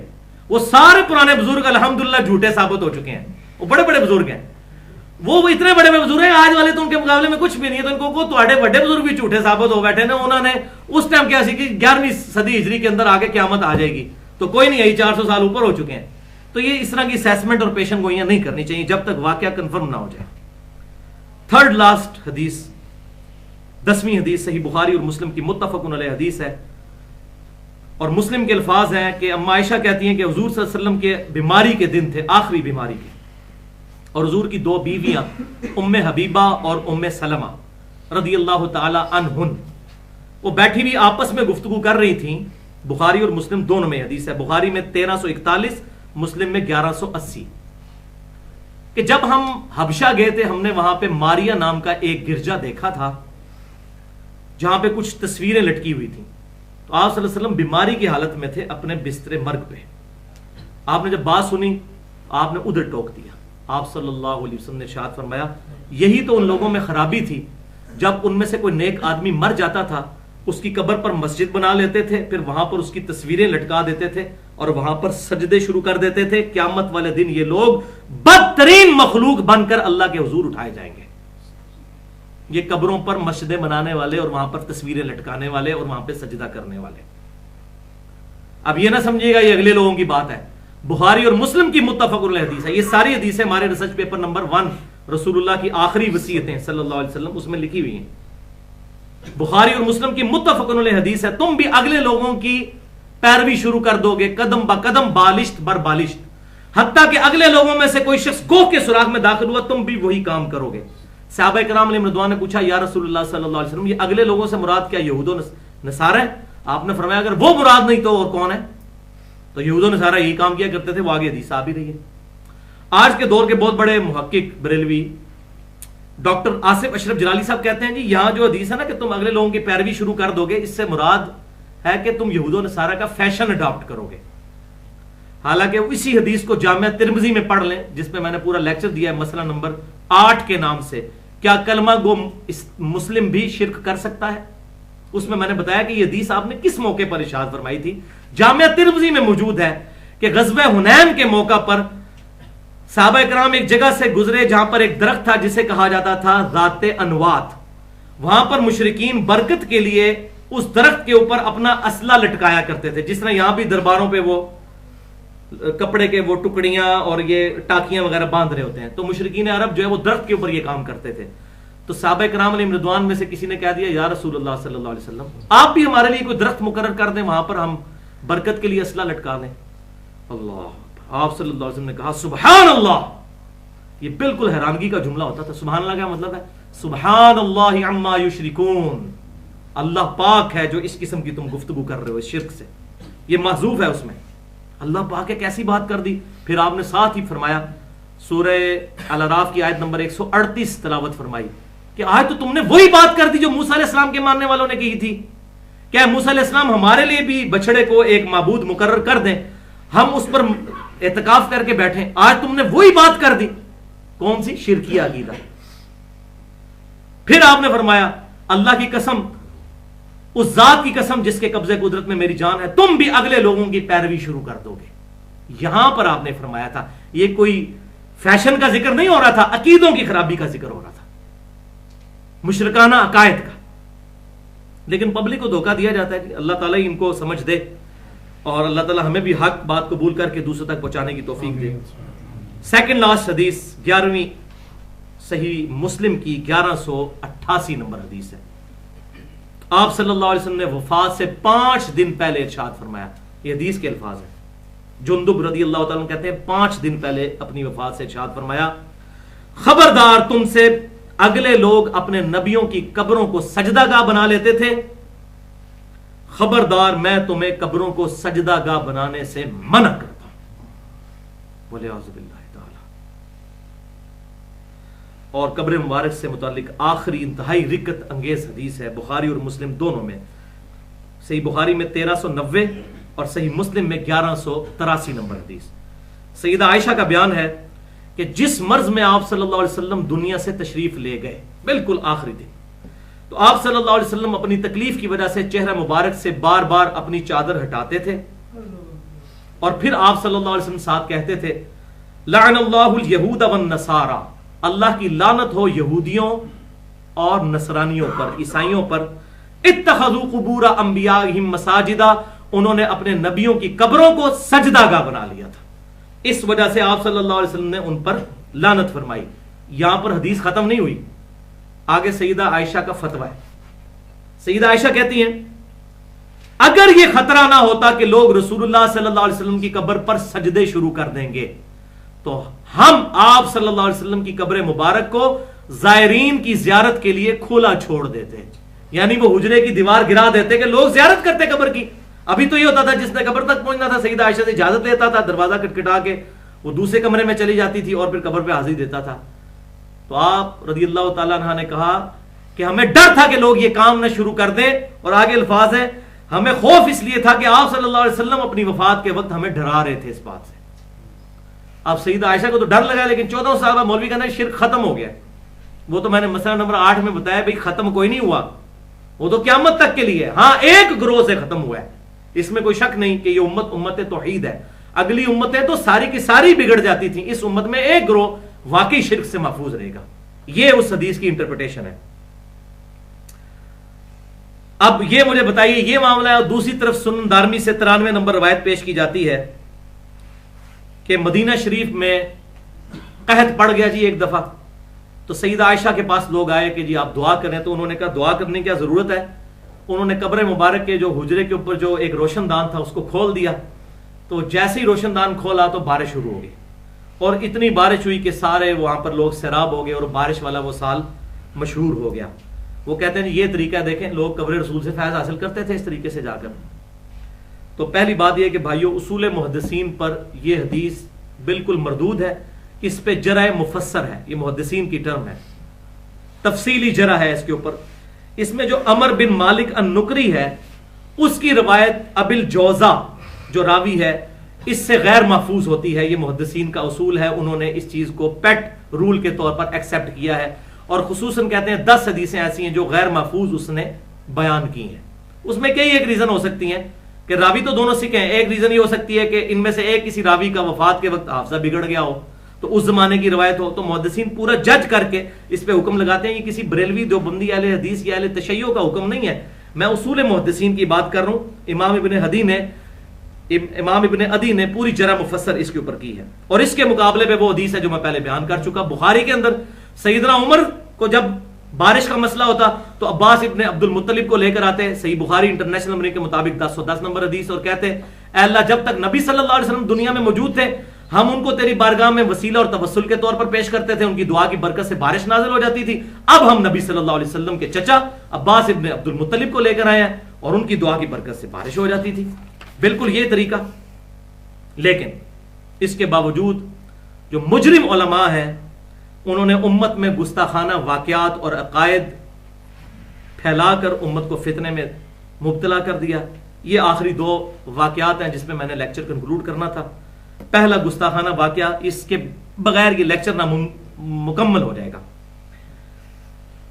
بھائیو تبلیغی جماعت کے بہت بڑے بزرگ اور دیوبندی مکتبہ فکر کے بہت بڑے عالم شیخ زکریا کاندلوی صاحب اپنی کتاب فضائل حج میں واقعہ نمبر 12 پیج نمبر 166 کتب خانہ فیضی رائے ونڈ سے جو چھپتی ہے فضائل حج اس میں ہے, اور فضائل درود بھی ان کی اس میں بھی موجود ہے. اور بریلوی مکتبہ فکر کی جو بڑی جماعت ہے دعوت اسلامی, ان کے امیر جو ان کی پرانی فیضان سنت کتاب الیاس قادری صاحب کی, اس میں مصافحہ اور معانقہ کی سنتیں اور آداب, وہ آپ سنیں گے یہ سنتیں اور آداب ہے, مصافحہ اور معانقہ کی سنتیں اور آداب. اس چیپٹر میں وہ 654 نمبر صفحے پہ یہ روایت لے کر آئے ہیں. اب یہ دونوں بھاری گروہ اپنے آپ کو اہل سنت کہتے ہیں. اللہ معافی دے, اہل سنت کا یہ عقیدہ نہیں ہے جو انہوں نے بیان کیا. خالی روح افزا کی بوتل کے باہر جو ہے وہ شراب کی بوتل کے باہر روح افزا لکھ لینے سے روح افزا نہیں بن جاتی. وہ چیک کرنا ہوگا کہ یہ روح افزا ہے یہ شراب کی بوتل ہے. اہل سنت خالی نام لگانے سے نہیں ہو جاتا. اہل سنت سارے لگا رہے ہیں اپنے ساتھ. اہل سنت وہی ہوگا جو کتاب و سنت کے منہج پر ہوگا. تو واقعہ لے کر آئے ہیں کہ شیخ احمد رفائی صاحب 555 ہجری میں آپ صلی اللہ علیہ وسلم کی وفات کے 550 سال کے بعد قبر رسول پر حاضر ہوئے. یہ کچھ صحابی تابعی نہیں ہے. 550 سال کے بعد قبر رسول پر حاضر ہوئے اور وہاں پر عربی کے اشعار پڑھے. انہوں نے کہا یا رسول اللہ صلی اللہ علیہ وسلم, جب تک میں مصر میں تھا تو میری روح آ کر آستانہ اقدس کو چومتی تھی. اب یہ پتہ نہیں کون سی روح ہے جو جسم سے نکل کے اور پھر دوبارہ جسم میں واپس آ جاتی ہے. میڈیکلی تو یہ امپاسبل ہے. اور اب جسموں کی حاضری کی باری آئی ہے. اے اللہ کے رسول صلی اللہ علیہ وسلم, اپنا ہاتھ مبارک قبر سے باہر نکالیے تاکہ میں آپ کے ہاتھ کو بوسہ دوں. وَلِعَوْذُ بِاللَّهِ تعالی. کسی صحابی سے کوئی ضعیف روایت بھی نہیں ہوگی کہ انہوں نے یہ ڈیمانڈ کی ہو جی ہاتھ باہر نکالیں. اور پھر آگے لکھتے ہیں کہ 90,000 لوگوں کی موجودگی میں قبر مبارک سے ہاتھ نکلا اور شیخ احمد رفائی نے وہ ہاتھ کو بوسہ دیا. اور وہ کہتے ہیں اس مجمع میں شیخ عبد القادر جیلانی بھی موجود تھے، تاکہ بریلوی پہلے سہم جائیں کہ جی 11ویں والے پیروں نے دیکھ لیا اب تو بات بالکل ٹھیک ہی ہوگی۔ شیخ عبد القادر جیلانی کہاں سے موجود تھے؟ انہوں نے کس کتاب میں لکھا ہے؟ میں نے یہ جناب ویڈیو دیکھی ہے، استغفر اللہ تو بولی سیدنا عمر آج زندہ ہوتے نا اس زمانے میں تو ان لوگوں کی گردنیں نا ان کے شولڈرز کے اوپر نظر آتی اس گستاخی کے اوپر۔ اتنی بڑی بات کر دی نبی صلی اللہ علیہ وسلم کے بارے میں۔ کیا حاجی جا کے وہاں یہی ڈیمانڈ کریں گے کہ یا رسول اللہ صلی اللہ علیہ وسلم اب آپ قبر مبارک سے باہر نکلیں تو میں آپ کو ملنے کے لیے آیا ہوں تاکہ میں بھی صحابی بن جاؤں مل کر؟ صحابہ کرام کو پتا تھا آپ صلی اللہ علیہ وسلم کی زندگی برزخی ہے۔ میں نے بتایا صحابہ کرام کو کبھی وہم بھی نہیں آیا آپ صلی اللہ علیہ وسلم کے اختلاف ہوا کہ دفنایا کہاں جائے، جامعہ ترمذی کھول کر دیکھیں، کسی نے نہیں کہا کہ رسول اللہ سے خود پوچھ لیتے ہیں، ابھی تو آپ صلی اللہ علیہ وسلم کا جسم مبارک باہر چارپائی پہ ہی ہے تو جا کے پوچھ لیتے ہیں کہ کہاں پہ دفنایا جائے۔ سیدنا ابوبکر صدیق نے کہا مجھے ایک حدیث پتا ہے کہ آپ صلی اللہ علیہ وسلم نے فرمایا تھا نبی کو اللہ تعالیٰ اس جگہ پر موت دیتا ہے جو اس کے لیے بہترین مقام ہوتا ہے، لہٰذا نبی صلی اللہ علیہ وسلم کی جہاں پر وفات ہوئی ہے اسی حجرے میں آپ کو اسی چرپائی کے نیچے قبر کھو دی جائے۔ اسی طریقے سے خلافت کا اختلاف ہوا، کسی نے نہیں کہا کہ آپ سے پوچھ لیتے ہیں۔ ثقیفہ بنی ساعدہ میں سب لوگ جمع ہوئے، بخاری اور مسلم میں آتا ہے، میں نے حدیث قرطاس اور وصیہ رسول والے لیکچر میں ڈیٹیل سے بتایا، کسی کو وہم نہیں آیا، ان کے تو دماغ میں یہ بات نہیں تھا، یہ کیڑا نہیں تھا کہ اس طریقے سے بھی کمیونیکیشن ہو سکتی ہے۔ اس سے بڑھ کر سیدہ عائشہ 47 سال تک اس مبارک حجرے میں رہی ہیں حضور کے بعد، اسی حجرے میں۔ کوئی ضعیف روایت پیش کرے کہ سیدہ عائشہ نے کہا ہو کہ میں محبوب ترین بیوی ہوں، کوئی شک نہیں، نبی صلی اللہ علیہ وسلم مجھ سے ملتے تھے قبر میں۔ اس سے بھی بڑھ کر سیدہ فاطمہ جن کے بارے میں بخاری اور مسلم میں حدیث ہے، فاطمہ میرے جگر کا ٹکڑا ہے، جس نے اسے تکلیف دی اس نے مجھے تکلیف دی۔ اور بخاری اور مسلم میں حدیث ہے حضور صلی اللہ علیہ وسلم نے اپنی وفات سے کچھ عرصہ پہلے حضرت فاطمہ کے کان میں ایک بات کہی تو وہ رو پڑی، اور پھر ایک بات کہی تو ہنس پڑی، اور بعد میں انہوں نے بتایا کہ مجھے نبی صلی اللہ علیہ وسلم نے بتایا کہ میں عنقریب دنیا سے جانے والا ہوں، اس پہ میں رو پڑی۔ اور دوسرا مجھے بتایا کہ کیا تم اس بات پر راضی نہیں کہ اللہ تعالیٰ نے تمہیں جنتی عورتوں کا سردار بنایا، اس میں ہنس پڑی، اور ساتھ یہ کہا کہ تم میرے اہل بیت میں سب سے پہلے مجھے ملو گی۔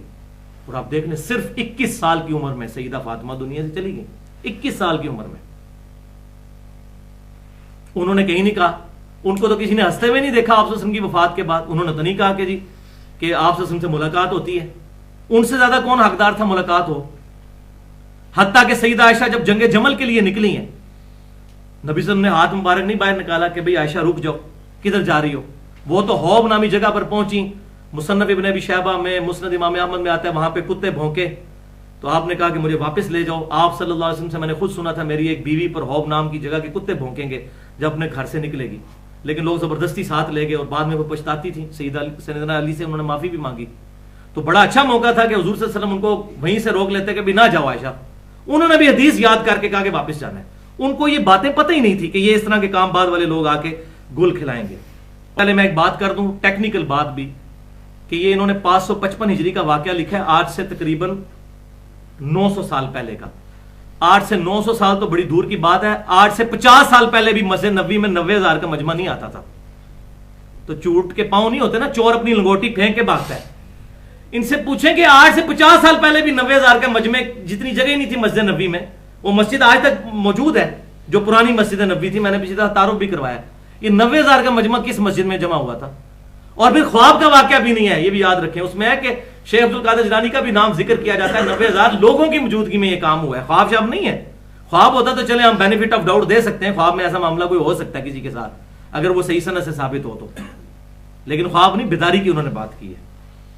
یہ دوسری شرمناک بات احمد بریلوی صاحب کے ریفرنس سے ان کے بیٹے نے نقل کی ہے، مفتی اعظم ہند ان کو کہا جاتا ہے، مفتی اعظم ہندوستان، 1981 میں فوت ہوئے مصطفیٰ رضا خان نوری، جن کی وہ نعت ہے تو شمع رسالت ہے عالم تیرا پروانہ۔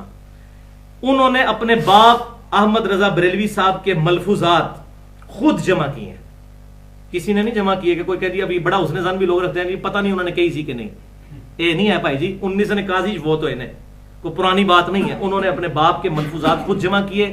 اس میں وہ یہ شرمناک بات اپنے والد کے حوالے سے خود لکھتے ہیں کہ میں نے خود سنی ہے ان سے یہ بات، کہ ان سے جب یہ سوال فتویٰ لیا گیا کہ بتائیے کہ آپ کہتے ہیں کہ اللہ کے اولیاء بھی قبروں میں زندہ ہیں اور انبیاء بھی زندہ ہیں، تو پھر فرق کیا رہا نبی اور ولی میں؟ بات بڑی ٹیکنیکل تھی، تو انہوں نے پھر اسی طریقے سے ٹیکنیکل جواب دیا۔ وہ کہتے ہیں میں تمہیں فرق دسنا انہیں، اے سنو، وہ کہتے ہیں کہ انبیاء کرام کی زندگی قبروں میں حقیقی حصی دنیاوی ہے. ذرا الفاظ دیکھیں, حقیقی حصی دنیاوی. قرآن کہہ رہا ہے شہید کی زندگی کا بھی تمہیں شعور نہیں ہے, اور یہ نبی کی زندگی کا شعور نکالتے پھر رہے ہیں. اور یہ سیم الفاظ المحند علی المفند میں بھی جو بندی عالم خلیل احمد سہارنپوری صاحب نے بھی لکھا ہے, ہم نبی صلی اللہ علیہ وسلم کی قبر میں زندگی دنیاوی مانتے ہیں, برزخی نہیں مانتے. کیونکہ قرآن جو کہہ رہا ہے نا برزخی, تو ہم تو نہیں مانیں گے, اس پہ تمہاری تسلی نہیں ہوگی. تو کہتے ہیں انبیاء کرام کی زندگی قبروں میں حقیقی حصی دنیاوی ہے. اور پھر آگے کہتے ہیں کہ آپ یہ کیا بات کر رہے ہو. اب ظاہر ہے لوگوں نے کہا جناب یہ کدھر سے آپ نے بات کر دی. ان کا جی میں دلیل آپ کو دیتا ہوں.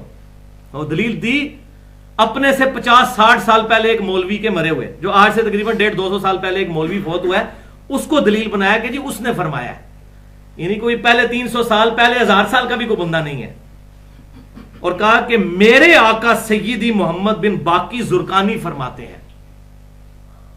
اور یہ بریلوی اور دیوبندی مکتبہ فکر کے مشترکہ امام ہے. فضائل حج میں اکثر روایتیں شیخ زکریا صاحب نے انہی سے لی ہیں, زرقانی صاحب سے. لہذا زرقانی صاحب کو کوئی نہیں آس ڈالے گا, یہ ان کا عقیدہ ہے. یہ میں اس لیے کہہ رہا ہوں کہ دیوبندی کہتے ہیں کہ بریلویوں نے لکھے, ہماری تو کوئی ذمہ داری نہیں ہے, دونوں کی اکٹھی ہے کہ تو یہ اوپر پیچھے بابا ایک ہے. اور وہ کیا کہتے ہیں جی میرے آقا محمد بن باقی زرقانی فرماتے ہیں کہ انبیاء کرام علیہ السلام کی قبروں میں ازواج مطہرات پیش کی جاتی ہیں اور وہ ان سے شباشی فرماتے ہیں. وہ کہتے ہیں نہیں اس طرح تو آپ کو سمجھ نہیں آئے گی جب ہم کہہ رہے ہیں حقیقی حصی دنیاوی. اب یہ تو ساری کی ساری ٹرمز کو فلفل کرنے والی یہی چیز ہوگی کہ آپ یہ کہیں کہ نبیوں کی قبروں میں ان کی بیویاں پیش کی جاتی ہیں اور وہ ان کے ساتھ شباشی کرتے ہیں, تاکہ حقیقی حصی دنیاوی تینوں چیزیں ثابت ہو جائیں, کسی کو وہم ہی نہ رہے. وَلِعَوْذُ بِاللَّهِ تَعَالَى. اس پہ کیا تبصرہ کریں, اِنَّا لِلَّهِ وَإِنَّا إِلَيْهِ رَاجِعُونَ. اس کا پورا پوسٹ مارٹم میں نے اس لیکچر میں کیا ہے. مسئلہ نمبر 71A اور 71B, بزرگوں کی اندھا دھند پیروی کا انجام. یہ 71A ہے اور 71B ہے. انڈیا اور پاکستان کے بزرگوں کی 19 گستاخانہ عبارات کا تحقیقی جائزہ. اس میں یہ عبارتیں اور بھی عبارتیں میں نے ڈسکس کی ہیں. اللہ تعالیٰ سے دعا ہے کہ جو حق بات میں نے کہی ہمارے دلوں میں راسخ فرمائے. اگر جذبات میں میرے منہ سے کوئی غلط بات نکل گئی تو اللہ تعالیٰ ہمارے دلوں سے محو کر دے. اللہ تعالیٰ ہمیں ایمان و عافیت کے ساتھ مدینہ شریف میں موت, بقیع غرقد میں مدفن اور جنت الفردوس میں اپنے محبوب صلی اللہ علیہ وسلم کے قدموں میں پڑوس عطا فرمائے. سبحانک اللہم و بحمدک اشہد ان لا الہ الا انت استغفرک و اتوب الیک وما علینا الا البلاغ المبین.